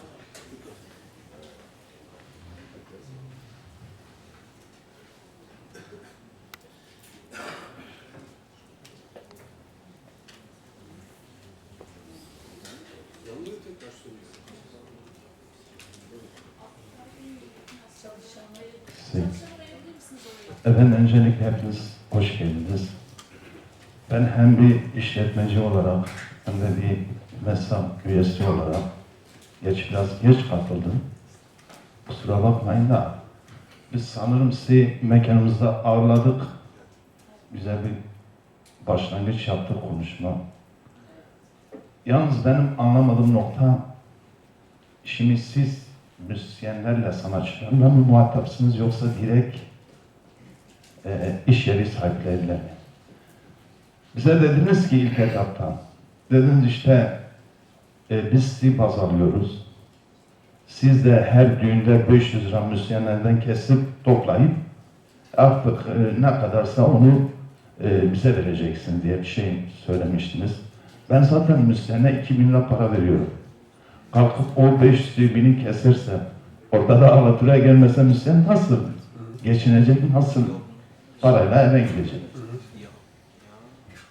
Birinci sorun bu. Bunun bir cevabını alabilsem Sizin biz daha... Nisan ayında görüşmeye gelmiştik. Ben de buradayken görüşmeye gelmiştik. Sizinle bu görüşmeyi yapmıştık. Siz bize bir soru sormuştunuz. Onun karşılığı olarak cevabı bu şekilde vermiştik. Yani bizim temel olarak lütfen şunu anlayalım. Biz işletmeyi muhatap alıyoruz. Aslında işletmenin müzisyenlerle olan iç ilişkisi, yani burada lütfen yanlış ama bizi zerre kadar ilgilendirmiyor. Yani müzisyene para karşılığında mı çalıştırıyor? Sadece alaturayı mı veriyor? Boş salonu mu kiralıyor? Kira bedeli mi alıyor? Gerçekten bu, hukuk diyor ki bu meslek birliklerini ilgilendiren bir şey değil. Düğün salonunun işletmecisi, örneğin Serdar Turizm Limited şirketi, tamamen atarak söylüyorum. Serdar Turizm Limited şirketini sen hukuki olarak hem sözleşmede hem de yarın öbür gün bu işe eğer davalık olursa baz alırsın. Ama siz geldiğinizde ben çok iyi hatırlıyorum. Bunu dile getirmiştiniz. Hani müzisyenlerle olan ilgili bu kısmı ki birçok düğün salonu, sadece siz değil, lütfen yanlış anlamayın, dile getirmişlerdi. Biz de bunu söylemiştik. Yani demiştik ki madem öyle bir durum söz konusu, o zaman bunu kendi aranızda çözeceksiniz. Yani meslek birlikleri olarak biz işin o kısmına bakmıyoruz. Yani orada müzik varsa bunu kullanan müzisyen de olabilir, oradaki düğün sahibi de olabilir, gelin damat da olabilir. Ama kanun diyor ki senin muhatap alacağın mutlaka ve mutlaka vergi levhasının sahibidir. İkinci sorunuz varsa onu da alalım. Ben bir detay bilmek istiyorum. O gün de söylemiştik Serdar Bey. Bu konu davaya döndüğü an benim muhatabım sizsiniz. Siz çünkü işletme sahibisiniz. Hani burada bunu herkes özelinde, tüm sanatçılarımız özelinde söylemiş olalım. Benim muhatabım, hukuki olarak muhatabım sizsiniz. Sanatçı değil. Sanatçı bir hizmet sağlayıcı. Hani sizin kendi aranızdaki iç işleyişiniz sizi ilgilendirir tabii ki. Ama biz doğruyu söylemekle mükellefiz. Hukuk neyi söylüyorsa biz onu söylemek durumundayız. Hani bu aklınızda o soru işareti gitsin. Yarın bugün bu hani hukuki kısma girer, hani biz bilemiyoruz tabii ki ama orada benim muhatabım kesinlikle düğün salonu işleteni olacak. Sanatçılar olmayacak. Çünkü biz şöyle bir şey olsaydı, kanun sanatçıyı da eklemiş olsaydı, biz tabii ki kanun nasıl ilerlememizi emrediyorsak biz de o şekilde ilerleyecektik. Sanatçıyı da ekleyecektik, işleteni de. Ama şu an açık bir kanun var.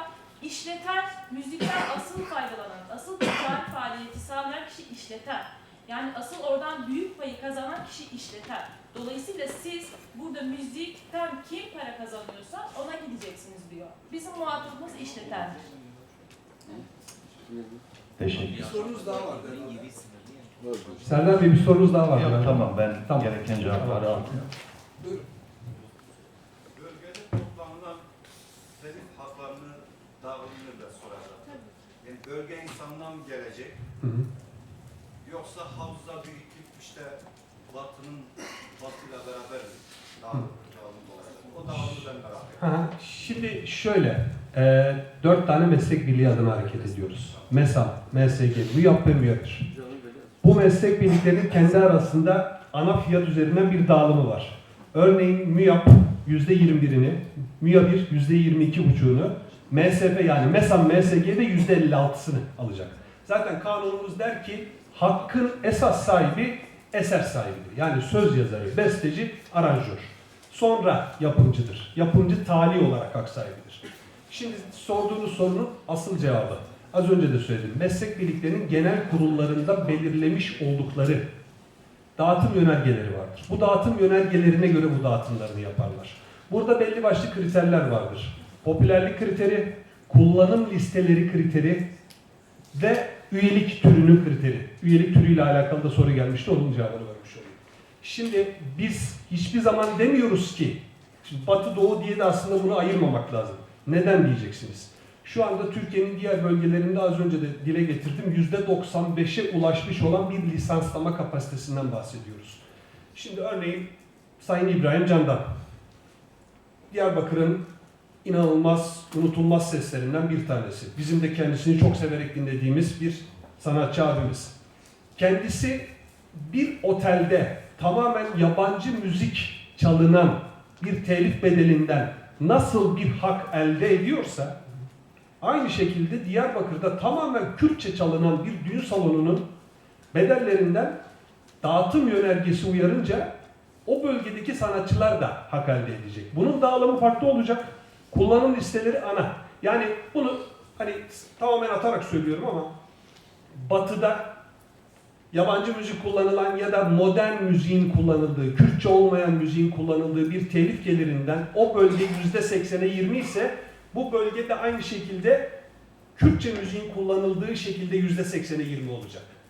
Yani bu dağıtım yönergeleri zaten kullanım listelerini baz aldığı için bir düğün salonunda kullanılan müzikleri düşündüğümüzde bunların zaten yoğunluğunun raporlarını bizler iletiyoruz. Bu şekilde yani her bölge biraz kendi özelinde fazla elde edecek ama tamamını alması gibi bir şey de söz konusu değil yani. Onu da söylemiş oldum. Rica ederim. Buyurun. Merhabalar. Kenan Yaman ben. İşletme sahibi ve seslenmesi. Şimdi bugünkü toplantı amacımız bilgilendirme ve asıl konumuz işletmeler. Doğru mu buraya kadar?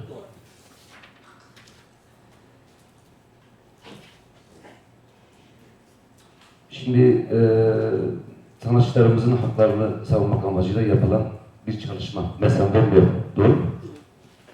Şimdi aslında bu konu tamamen benim anladığım kadarıyla işletmeyle alakalı bir konu. Sanatçıyla alakalı bir konu değil. Şimdi az önce Serdar Hoca bir şeyden bahsetti. Acaba doğru mu anladım? İşte düğünlerde işte müzisyenlerden 500 TL bir para vesaire hani ona benzer. Ve siz de buna bu salon ve müzisyenler arasında olan bir konu, bu bizimle alakalı bir konu değil dediniz. Doğru mu? Peki buradaki amacımız sanatçılarımızı savunmak, haklarını savunmak, telif haklarını savunmak ise şimdi bu böyle bir kanun çıkarılan yeni kanuna göre böyle bir kanunun yerine Kültür Bakanlığı'nda bu sanatçılarımızın, bu emekçi müzisyenlerimizin şu anda özellikle Doğu bölgesinde, Güneydoğu bölgesinde yevmiyesi çalışması, sigortasız olması, bunlar için bir çalışma olsa, yeni bir yasa, yeni bir kanun, bu insanlar mağdur olmamak anlamında. Bu daha mantıklı değil mi sizce? Yani bir yandan oradan aslında müzisyenlerin hakkını savunma, şu anki konumuz bu, telif hakları. Ama oradan müzisyenin hakkını savunurken müzisyen yevmiye almayan, sigortası olmayan müzisyenlerin işler talep ediyoruz. Bunu nasıl başaracağız? Ben diğer konuyu anladım, çok iyi anladım savunmalarla alakalı. İşte sınıflandırma olacak, metrekaresine göre, işte ilçesine göre, konumuna göre, yaptığı düğüne göre vesaire. Eyvallah, baş gözüne. Ben de bir işletmeci yok, başım gözüm üstüne. Ama bence bundan önce kesinlikle Kültür Bakanlığı yeni bir yasa çıkarılması gerekiyor. Size de bu konuda ön ayak olursanız çok sevinirim. Kesinlikle bu konu bana göre, net konuşuyorum, diğer konudan çok daha değerli, çok daha kıymetlidir. Eyvallah katkılarınız için. Zaten bu konu yıllardır özellikle müzisyenler, eser sahipleri, işte icracı sanatçılar tarafından dile getirilen ve sosyal güvenlik konusu aslında. Bu bir telif hakkı konusu değil, bir sosyal güvenlik konusu. Burada aslında sadece Kültür ve Turizm Bakanlığı değil bu işin muhatabı. Çalışma ve Sosyal Güvenlik Bakanlığı bu konuda çok ciddi önlemler almalı. Biz yıllardır gücümüz ölçüsünde bunu yazılı olarak ve sözlü olarak toplantılarda dile getiriyoruz. Herhangi bir kayıt dışılık bizim asla ve asla savunabileceğimiz bir şey değil zaten. Biz her müzisyenin, her eser sahibinin, her sanatını icra eden arkadaşımızın kayıt altına alınmasını, bunu hem sigortalı olarak düşünün, hem ücret bazında düşünün, bunu zaten talep ediyoruz. Bu meslek birlikleri tarafından da talep ediliyor. Özellikle MESAM'ın yıllardır bununla ilgili yürüttüğü bir çalışma da var. Söylediklerinize tamamen katılıyorum ama keşke sadece bizim konumuz olsa da biz çözebilsek ama biz elimizden geleni zaten yapıyoruz. Arkadaşlar ben tekrar Ayağa kalkmazsan da. Hasret'in kardeşim diyor ben bundan cumartesi günü diyor. Ankara'da Kültür Bakanımızla görüştük. Özellikle Kürt müziğiyle ilgili büyük çalışmamız var. Yani MESAM olarak ve diğer bahsedeceğim. MSG mi yok? MSG mi yok? Diyor, sesim geliyor hepimize. Tabii biz bunu ben kendi adıma söylüyorum. Hani reklam amaçlı, emek veriyoruz da bu bir kültüründür. Bu coğrafyanın ve buradan doğuya giden, batıya giden bu medeniyet dilini, müzik dilini ne kadar önemli oldu. Şu anda tırnak içinde söyleyeyim 16.000 küsür tane eser Kürtçe müziği Türkçe yapılmış. Bu hepimizin yakinen bildiğiniz. Ve ne yazık ki, üzülerek söylüyorum, bunu da yapan bizim bu coğrafyadan, geçmişte yaşayan isim vermek istemiyorum. Hepiniz biliyorsunuz. Yani Kenan Temizli'nden tut Seyfet Üstümüş'e kadar İbrahim Tatlıses'e tut İzzet Akbulut. 16.000 tane. Hatta ve bir örnek vereyim. İzmir Marşı'nı biliyorsunuz. İzmir Marşı. O Kürtçe mi? Ada sahilinde bekliyorum Kürtçe. 1923-1918 yapılmış, kayıtlı. Bütün mesele şu anda buradaki toplantımızın yine işletmeler içinde, yine müzisyenler için. Müzik yorumcular yani bizler için. Evet. Bu bir. İkincisi de ben Dengbej için de çok güzel bir, ben belediyedeyken sırf resmileştirmek için ben müracaat etmiştim Recep Başkan'la beraber. Diyarbakır'da ve diğer illerde Dengbejlerin işte Dengbej Kültür Bakanı sanatçısı kimliğini yaptım. Ben Dengbej değilim. Benim de şu anda Dengbej Kültür Bakanlığı'na kayıtlı. Şöyle göstereyim, yani çabayı söylüyorum. Burada. Kaydım var. Dengbej. Ben Dengbej değilim. Ama sırf ön ayak olmak için bu coğrafyada ve bu ülkede ve dünyada en güzel iletişim aracı olan müzik. Ama bu müziği yorumlayan bizler perişanız. Hakikaten perişanız. Ben emekliyle geçinen bir adamım. Telif bedeli geliyor. Hani az kararınca. Bir de demin arkadaşlarım söyledi. Ne kadar para o kadar köfte. Arkadaşımız dedi benim 300 eserim var, besterim var. Sana göre. Bana göre. Yani beste. Ne kadar çok dinlenirse. Tıklamayla değil ha. Reklam alırsa, ne kadar dinlenirse. Mesela benim şarkım, sözü müziği bana ait. Neden gülüm? İnci tanelerinde yayınlar. Türkiye'nin en çok reytingi olan bir dizi film. 22. bölümde. Haberim yok. Çok gurur verici. Neden gülümü neden gülümü çıkarınca Ferhat Göçer hepiniz tanıyorsun. Münhassa'dan benden o eseri istedi. $70.000 o zamanın parası. Ben dedi vermiyorum. Dedim beni gören diyecek bu Diyarbakırlı bir sanatçı, bir Kürt sanatçısı. Belki Kürtçe söylemiyorum, belki ismimi değiştirmiyorum. Ama gerçekten Allah tanıyor. Kürt müziği, edebiyatı, dili, Dengbej'i aklına ne gelirse gelsin. Aklınıza ne gelirse. Bu coğrafyada müzik adına, insanlık adına birlikteliğimizin, kardeşliğimiz ve medeniyetin buradan batıya gidişinin en büyük gizli çalışanlardan birisi benim. Ben hayatım boyunca ben ilahi okuyorum, Dengbej okuyorum, Türkçe okuyorum. Keşke bütün dillerde okusaydım. Bizim burada birbirimize destek olmamız lazım arkadaşlar. Özellikle bu düğün sektöründe çalışan hemen arkadaş. Birbirinize biraz direntin. Ya sen adamla anlaşamıyorsun, atıyorum. Hakkını istiyorsun, adam vermiyor, senin arkadaşın gidiyor ya diyor, halim gelmemiş ben geliyorum. Şartlarını kabul ediyorum. Biraz omurgalı davransak biz bütün bu sorunları çözeriz. Hakikaten burası müziğin, edebiyatın gerçekten bölgesidir. İnsanlığın var olduğu yerdir. Yani burada ne başlanmışsa, batıya ne gitmişse hep bu doğudandır. Çünkü güneş doğudan doğmuştur. Güneşin olmadığı, suyun olmadığı bir hayat yok. Bu anlamda çok güzel bir sunumdur bizim için. Ben tekrar kendi adıma ve Diyarbakırlı hem işletmeciler hem müzisyenler adına çok teşekkür ediyorum. Başta bahsettik kardeşim için. Hepinize saygılarımı sunuyorum. Çok teşekkür ederiz. Buyurun. Ben İbrahim Bey'e hemen kısa bir ekleme yapmak Çok istiyorum. üzülüyorum. Özellikle şimdi İbrahim Bey dile getirdiği için söylüyorum. Bunu da söylemekte fayda görüyorum.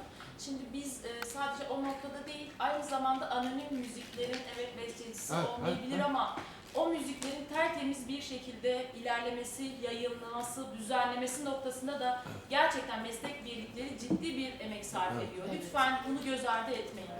Yani sadece hani bu insanlar buraya geldi, bizden para koparmak istiyor ya da bize ceza kesmek istiyor mantığıyla değil. Gerçekten biz burada bizeyiz ve bu telif hakları noktasında hani bu telif haklarını birilerinin cebinden para çıkarma, zorla para alma olarak görülmesini istemiyoruz. Gerçekten toplantı amacımız da bu.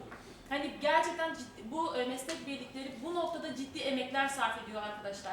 Yani bu müziklerin yayılması, çünkü sadece beste yazılmıyor. Onun bir sözü var, onun bir aranjesi var, onun bir yapımı var. Bu kısımların tamamını biz unutuyoruz. Bunların hepsini yok sayıyoruz ama yok saymayalım lütfen. Çok pardon, burada ben de bir şeye katılmak istiyorum. Hem Kenan Bey'in konuşmasına hem İbrahim Bey'in ve herkesin. Her şey, yani ez cümle aslında herkes kuralına göre işini yaparsa sıkıntısız bir şekilde çözüme ulaşılır.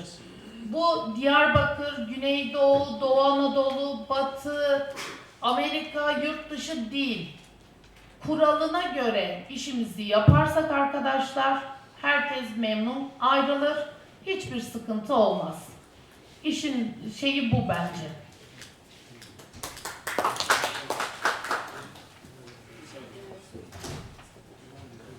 Evet, son sözümü söylemek isterken teşekkür ederim. Şimdi değerli arkadaşlar, biraz önce söylediğimiz gibi maddi destek konusunda, yani bundan 2 yıl önce belediye bir maddi desteği ve istek üzeri de olsa yani yardım ediyordu. Son 2 yıldan itibaren devlet tasarrufu kanuni adı altında Kültür Bakanlığı tarafında onu da ortada kaldırmıştır. Herkesin haberi olsun. Teşekkür ederim. Sosyal sorunlar maalesef ülkemizin geneline yayılmış bir durumda. Ondan dolayı siz bir şey söyleyeceksiniz. Bu çalışmalar yani bir Ege'de ve bir Karadeniz'de başlatıldı mı? Sadece Doğu özelliği onu vermek istiyorum. En başta zaten sunumda gördüğünüz mü bilmiyorum. Diğer bölgelerde şu anda %95'e ulaşmış oranda bir lisanslamadan zaten bahsediyoruz. Şimdi böyle bir duyum hiç almadık. Onu araştırırsınız Kenan Bey. Mutlaka araştırın. Zaten şu anda bizim Doğu ve Güneydoğu Anadolu bölgesinde çalışmayı başlatmamızdaki temel sebep o kısmı şey yaptınız mı bilmiyorum. O sırada burada mıydınız? 2019 yılında aslında karar verildi. Ancak 2020'de pandemi. 2022'de karar verildi. 2023'te deprem. 2026'ya kaldı. Biz geçen ay itibariyle başlattık. Aslında bunu ben sadece Diyarbakırlı birisi olarak söylüyorum. O bölgede 16-17 yıldır telif hakkı ödeyen işletmeler var. Bu bölge yeni ödemeye başlayacak. Bunu bir kazanç olarak değerlendirmek lazım. Biz sadece Google'dan bir araştırırsanız, yani ben bunu en başında da söyledim. Kültür ve Turizm Bakanlığı'ndan bu konuyu lütfen teyit edin. Aklınızda en ufak bir şüphe kalmasını biz istemiyoruz. Kanun çok açık. Yani kanunda evet bazen biz hukuki terimler kullandığımız zaman arkadaşlar diyor ki ben hukuki terimden anlamam. Ama 5846 Fikir ve Sanat Eserleri Kanunu çok açık. Çok da güzel bir Türkçe ile yazılmış. Onu okuyabilirsiniz. Onun dışında Kültür ve Turizm Bakanlığı'nın, meslek birliklerinin internet sitelerini veya bunları geçtim. Bir tane avukat tanıdığınız vardır. Dersiniz ki ya böyle birileri geldi, Eşber diye birisi bana bunları anlattı. Ben bunu yapmalı mıyım? Yapmazsam başıma neler gelir? Sadece bunları sorun. Biz sadece bunu istiyoruz. Kaldı ki şunu da ekleyeyim. Dediğiniz değil, zaten %95'ten bahsediyorum. Herhangi bir yerde işlem başlatılıp başlatılmaması, işlem başlatılan yeri ilgilendiren bir durum da değil.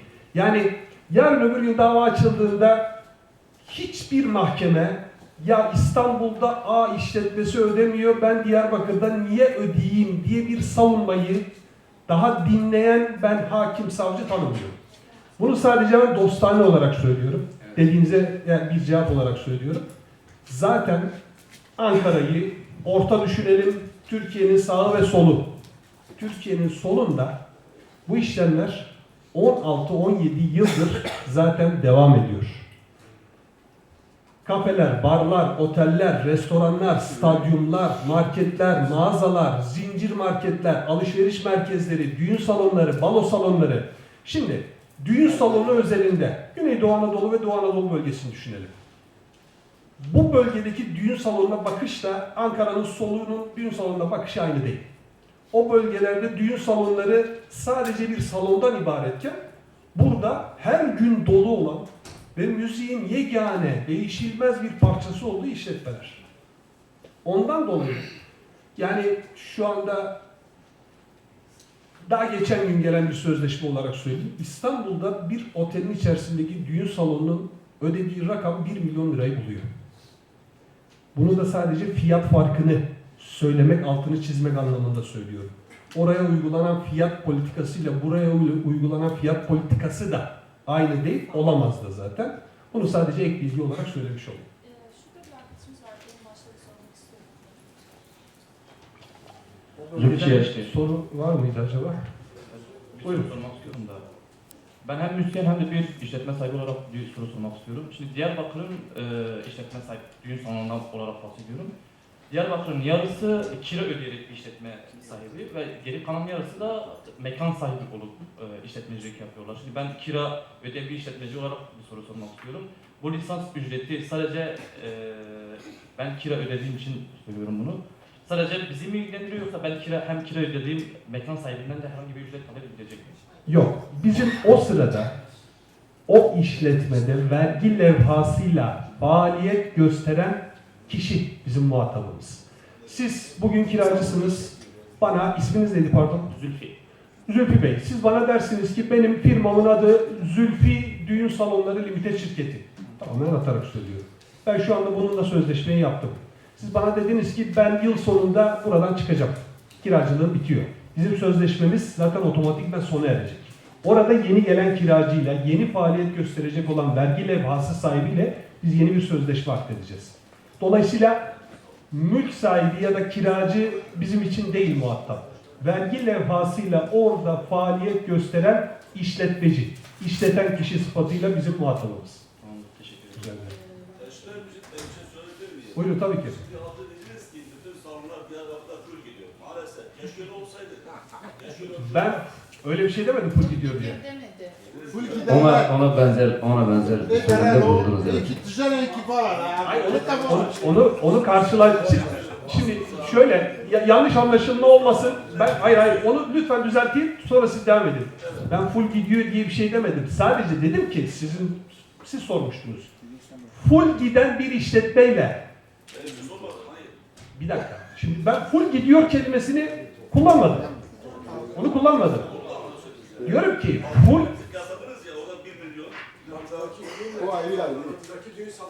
Abi, karşılaştırmak amacıyla söyledim onu. Yani full gidiyor diye bir şey. Ama bu bölgede ben Diyarbakırlı olduğum için hepimiz biliyoruz ki bu bölgede belli bir sürede düğünler bir başlar, durmaksızın da belli bir tarihe kadar devam eder. Ya senin yok ha. O zaman evlenme oranları mı düştü? Evlenme oranları mı düştü? Evlenmek maliyetli bir şey.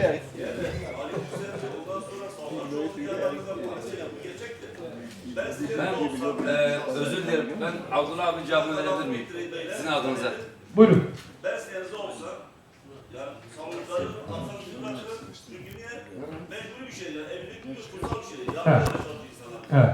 Şimdi siz bunu savunukları bir şey yüklettiğiniz zaman savunuk ne yapacak? Bunu mecbur eline işin üzerine yükletti olacak. Doğru mu? Evet. Evet. Buna gidecek çünkü. Evet. Teşekkür ederim. Evet. Çok özür dilerim. Burası eğlence yeri değil. Burası alkolik yer değil. Burası Anladım. keyif yerleri değil. Anladım. Onlara yapın. Anladım. Siz ne yapın? Anladım. Tamam. Tamam. Teşekkür ediyorum ama kapsam dışı bırakmak gibi bir şey söz konusu değil. Süreç başladı artık. Sözleşmeyi imzalayan arkadaşlarımıza gerekli kolaylık sağlanacak. Efendim ölümün çaresi yok. Her şey yapılabilir. Eyvallah, eyvallah. Yok, hayır. Bu kanun. Şimdi bu şey gibi. Ben size bir örnek vereyim bir hukukçu olarak. Siz bana diyorsunuz ki Türk Ceza Kanunu'nda adam yaralamak suç. Ama diyorsunuz ki bıçakla yaralamayı kapsam dışı bırakalım. Silahla yaralamayı kapsama alalım. Böyle bir şey mümkün mü sizce? Mümkün değil. Ya mümkün değil. Bakın mümkün değil. Mümkün değil. Teşekkür ediyorum talebiniz için ama mümkün değil. Mümkün değil yani.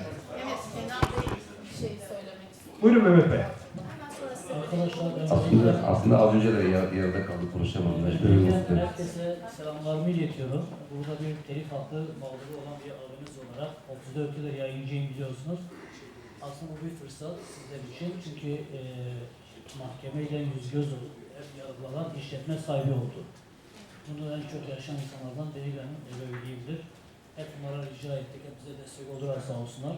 Ama bu bir fırsattı, işletmeci arkadaşların bir an önce, samimiyetimle söylüyorum, bu şeyi hemen yapmaları lazım, sözleşmeyi, kayıtları. Çünkü müzisyen burada mağdur olmuyor. İşletme sahibi mahkemeye gidip gelecek olan odur. Ve yargı da mahkemede kesinlikle kayıtsız, şartsız, yasanın dışına çıkmıyor. Anlatabiliyor muyum? Burada ve parayı tıpış ödüyorsunuz. İcra yoluyla da olsa ödüyorsunuz. Anlatabiliyor muyum? Yani ve hesabı sizden alıyorlar. O yüzden kayıtsız, şartsız uzatmaya gerek yok. Müzisyen arkadaşlar Allah yardımcı olsun. İşletme sahibi hakikaten bir an önce uzatmaması için sözleşmesi imzalasın.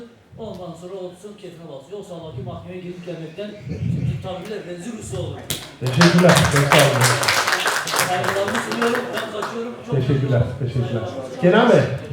Kenan Bey yarım kalmıştı. Şunu aşağı bir şey söyleyeceğim de. Keşke kapatmasaydınız. Mehmet abi bizi çok korkuttu. Açamam maalesef, başaramadım. Şu an sesim gördük. Ya böyle de konuşacaktım fark etmez. Sesim... Yok, sesiniz gür zaten. Onun hali başka oluyor tabii. Teşekkür ederim. Sağ ol. Kenan Bey şunu alın. Mehmet abi beni çok korkuttu. Daha doğrusu Bizleri çok korkuttu. Şimdi şöyle, ben özür diliyorum, az önce aslında Eşber Bey unuttu beni. Şimdi Abdullah abim dediği bunu aslında şöyle, sözleşme imzaladıktan sonra bilir kişiler gelir mantık olarak değil mi?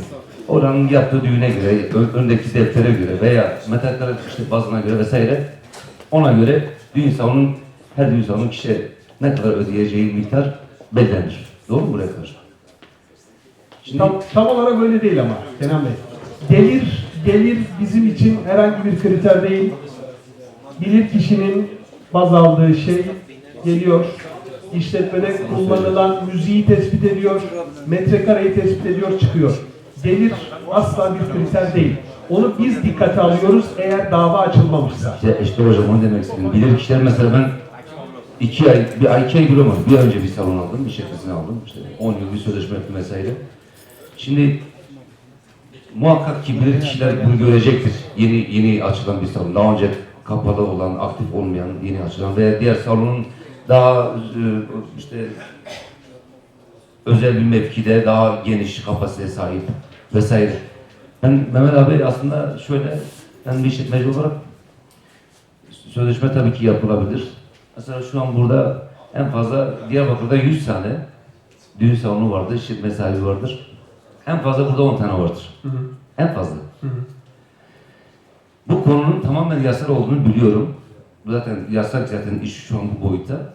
Ben bir işletmeci olarak evet imzalarım. Olması gereken ne varsa ben arkasında varım ama bu da bir gerçektir. Bu bir mahkeme için veya işte mahkemeye gitmemek için ve 3 katı bir fark ödememek için değil. Ben bu konuda benimle alakalı bir problem yoktur. Ama ben o konuyu yine belirtiyorum. Lütfen bu çalışmaları biraz da müzisyen kardeşlerime yönelik yapalım. Mesela az önce Serdar Hocam dediği aklımda kaldı. Bilinçaltı işte müzisyenlerden bölüştür. Ya müzisyenler zaten yemeği almıyor. Zaten sigortası yok. Bu adamlar bir de ekstra oradan bir para ödemesi mümkün değil. Akıl işi değil. Bu konu alakalı bir çalışma olursa yeni bir... Mesela bu kanun sadece Türkiye için geçerli değil mi? Bu zaten dünya üzerinde telif hakları her zaman var olan bir şey. Türkiye'de ilk olarak telif hakkı kanunu 1956 yılında çıkmış olan bir kanun. 1986 yılında revize edildi.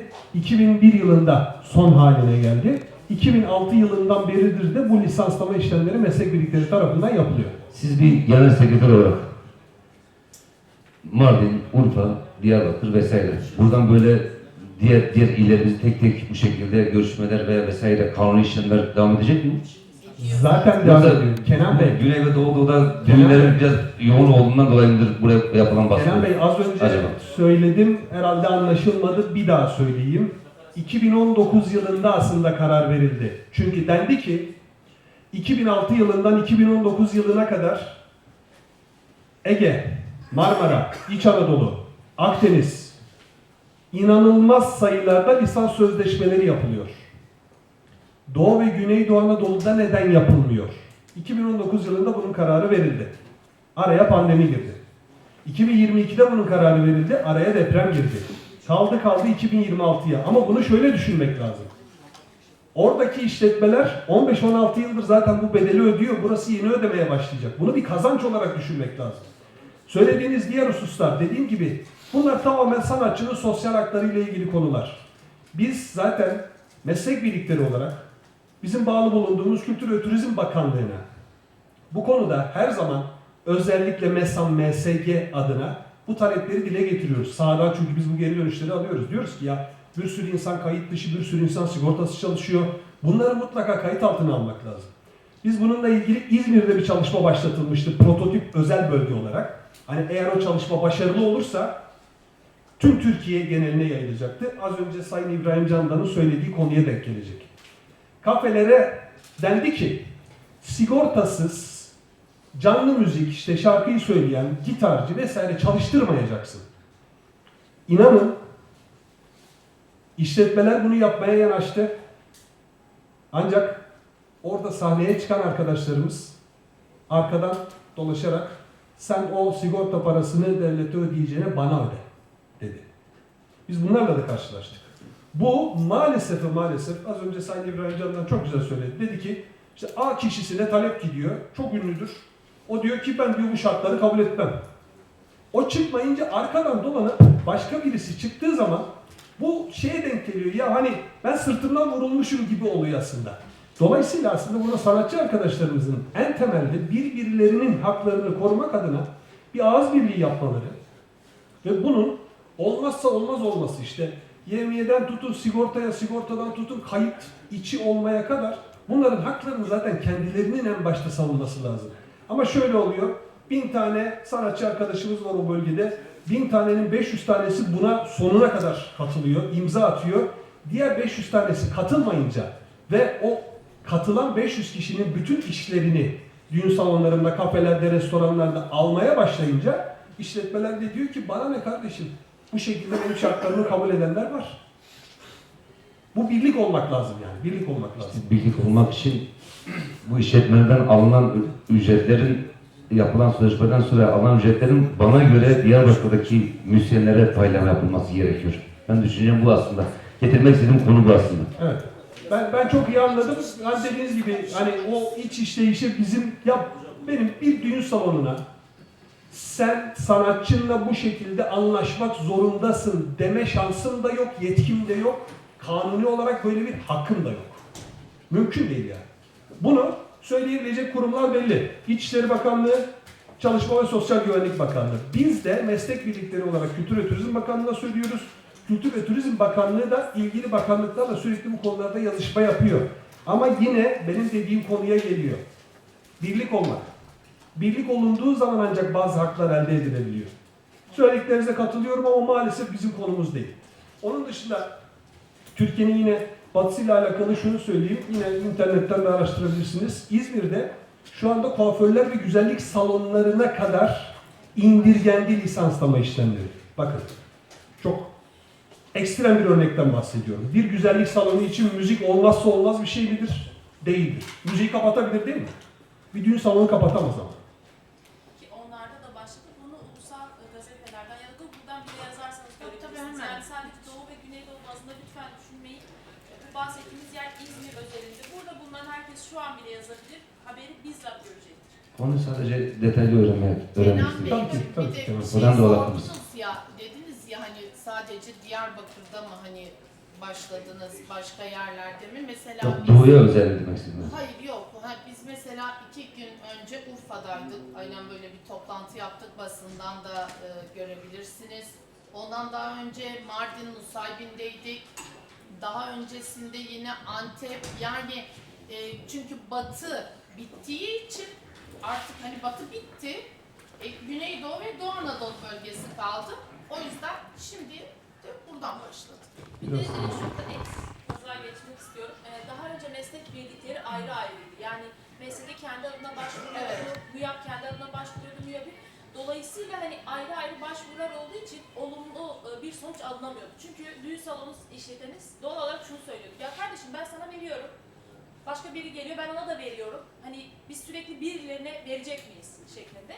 Ama bu meslek birliklerinin birleşmesiyle beraber özellikle MSF'de, MSG ve MESAM ve diğer meslek birliğinin MÜYAP, MİYAP'in hepsinin tek çatı altında toplanmasıyla beraber denetimler daha sıklaştı.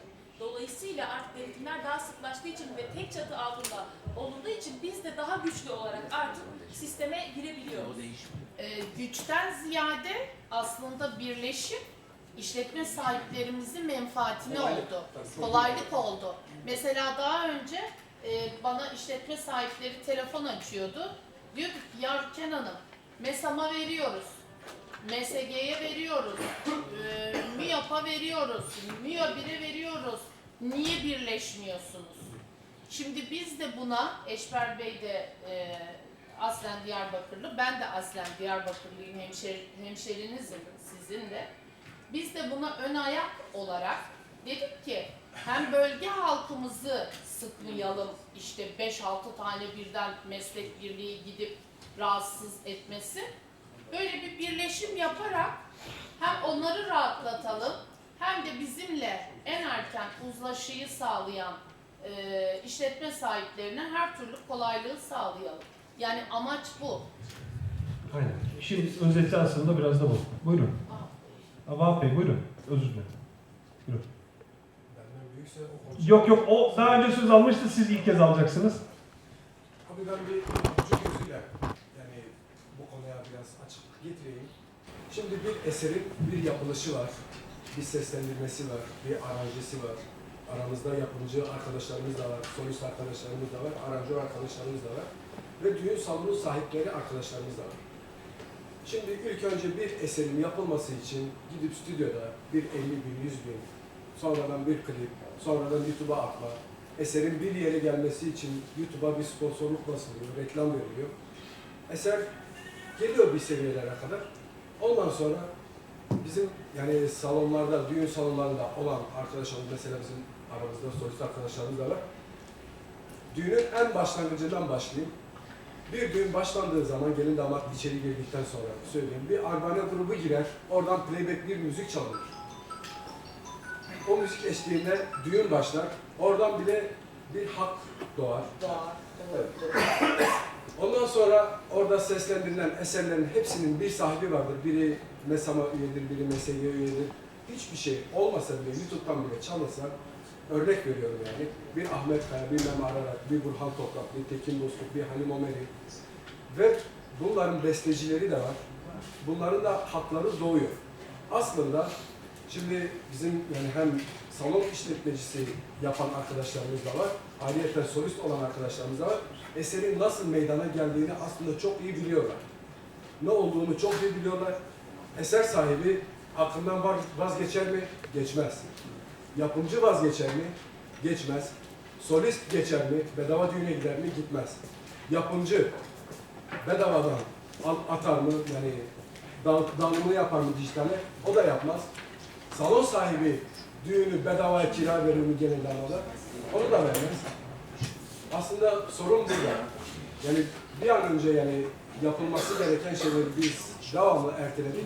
Bizim Mehmet abi az önce konuştu, Can TV'nin sahibi. 2006'da Yok 2006'da başladı zaten onun telif ödemesi. Adam 2006'dan beri telif ediyor.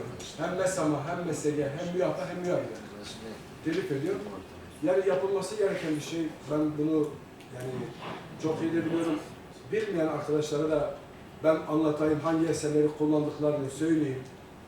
Ne kullandıklarını da ben onlara söyleyeyim. Hatta yani öyle arkadaşlarımız var ki kendisi zaten solist, kendisi de sahne alıyor, kendisi de biliyor, kendisi de çalıyor. Hatta aranjör hakkı bile, mesela aramızda çok değerli bir arkadaşımız var, Ömer İçener.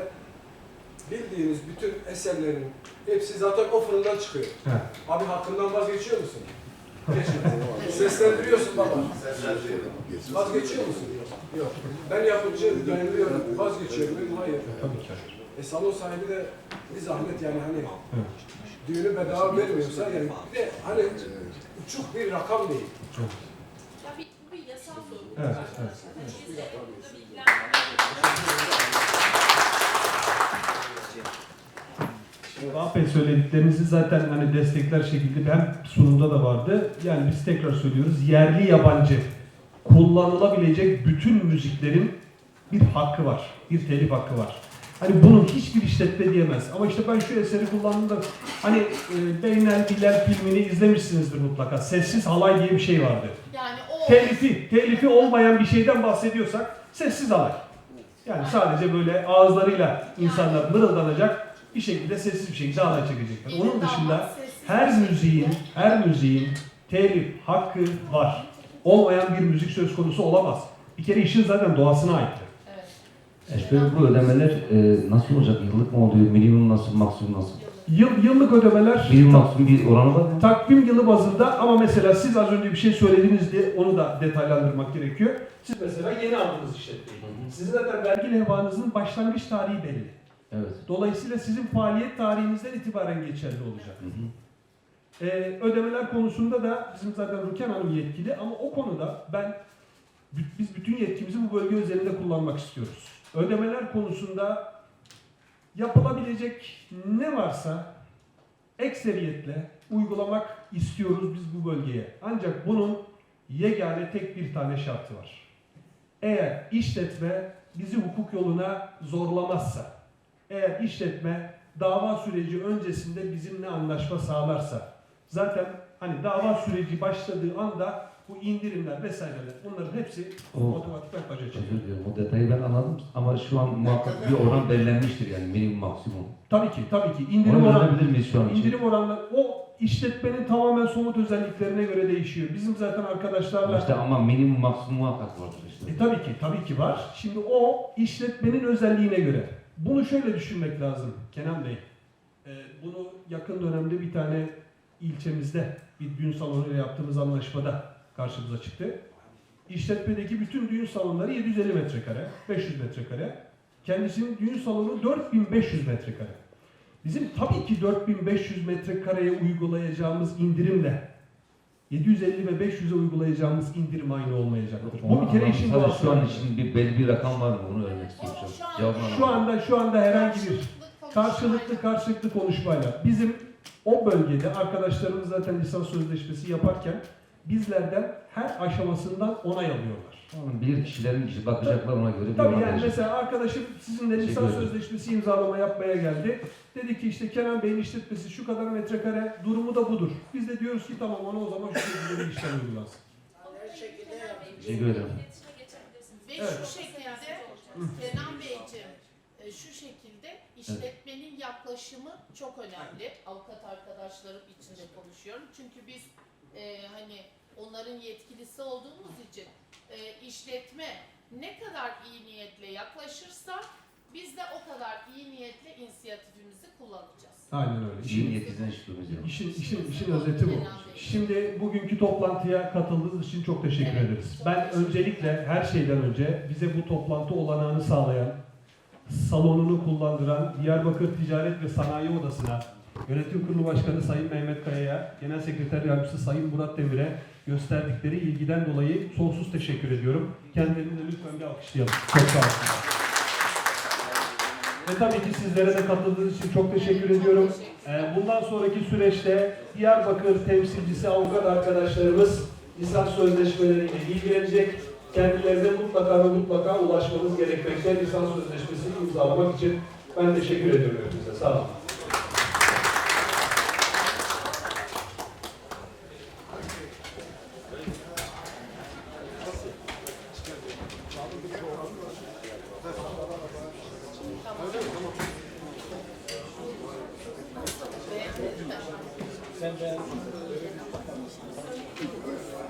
Dışarıda bir müzik kısa bir müzik programımız da olacak. Armana grubumuz sahne alacak. Bilginiz olsun. Bilginiz olsun. Aşağıda dur. Şehir dışına çıkmam lazım. Öyle mi? Mesela Avukat Hanım sen bize bir kahveleri Allah büyük bakmak zorundasın. Bence ilk siz yapacaksınız.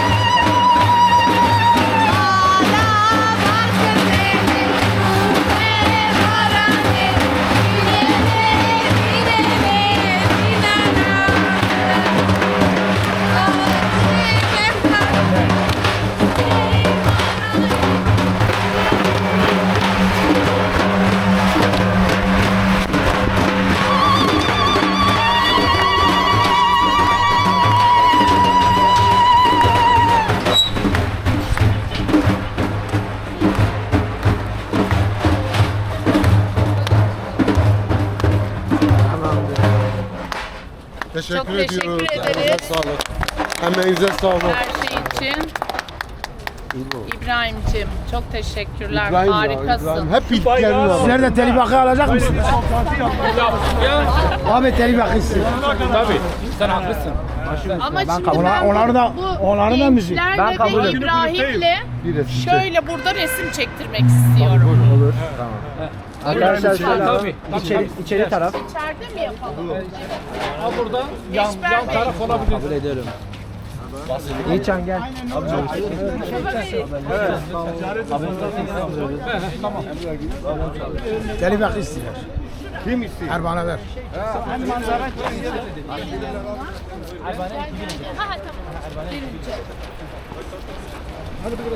Abi geç. Ona çek. Ona çeksinler. Arabana grubu çek. Tutu. Hem reklamımız olur. Ama böyle aşağıda. Bu geniş açı. Şöyle bak yap. Şöyle yap.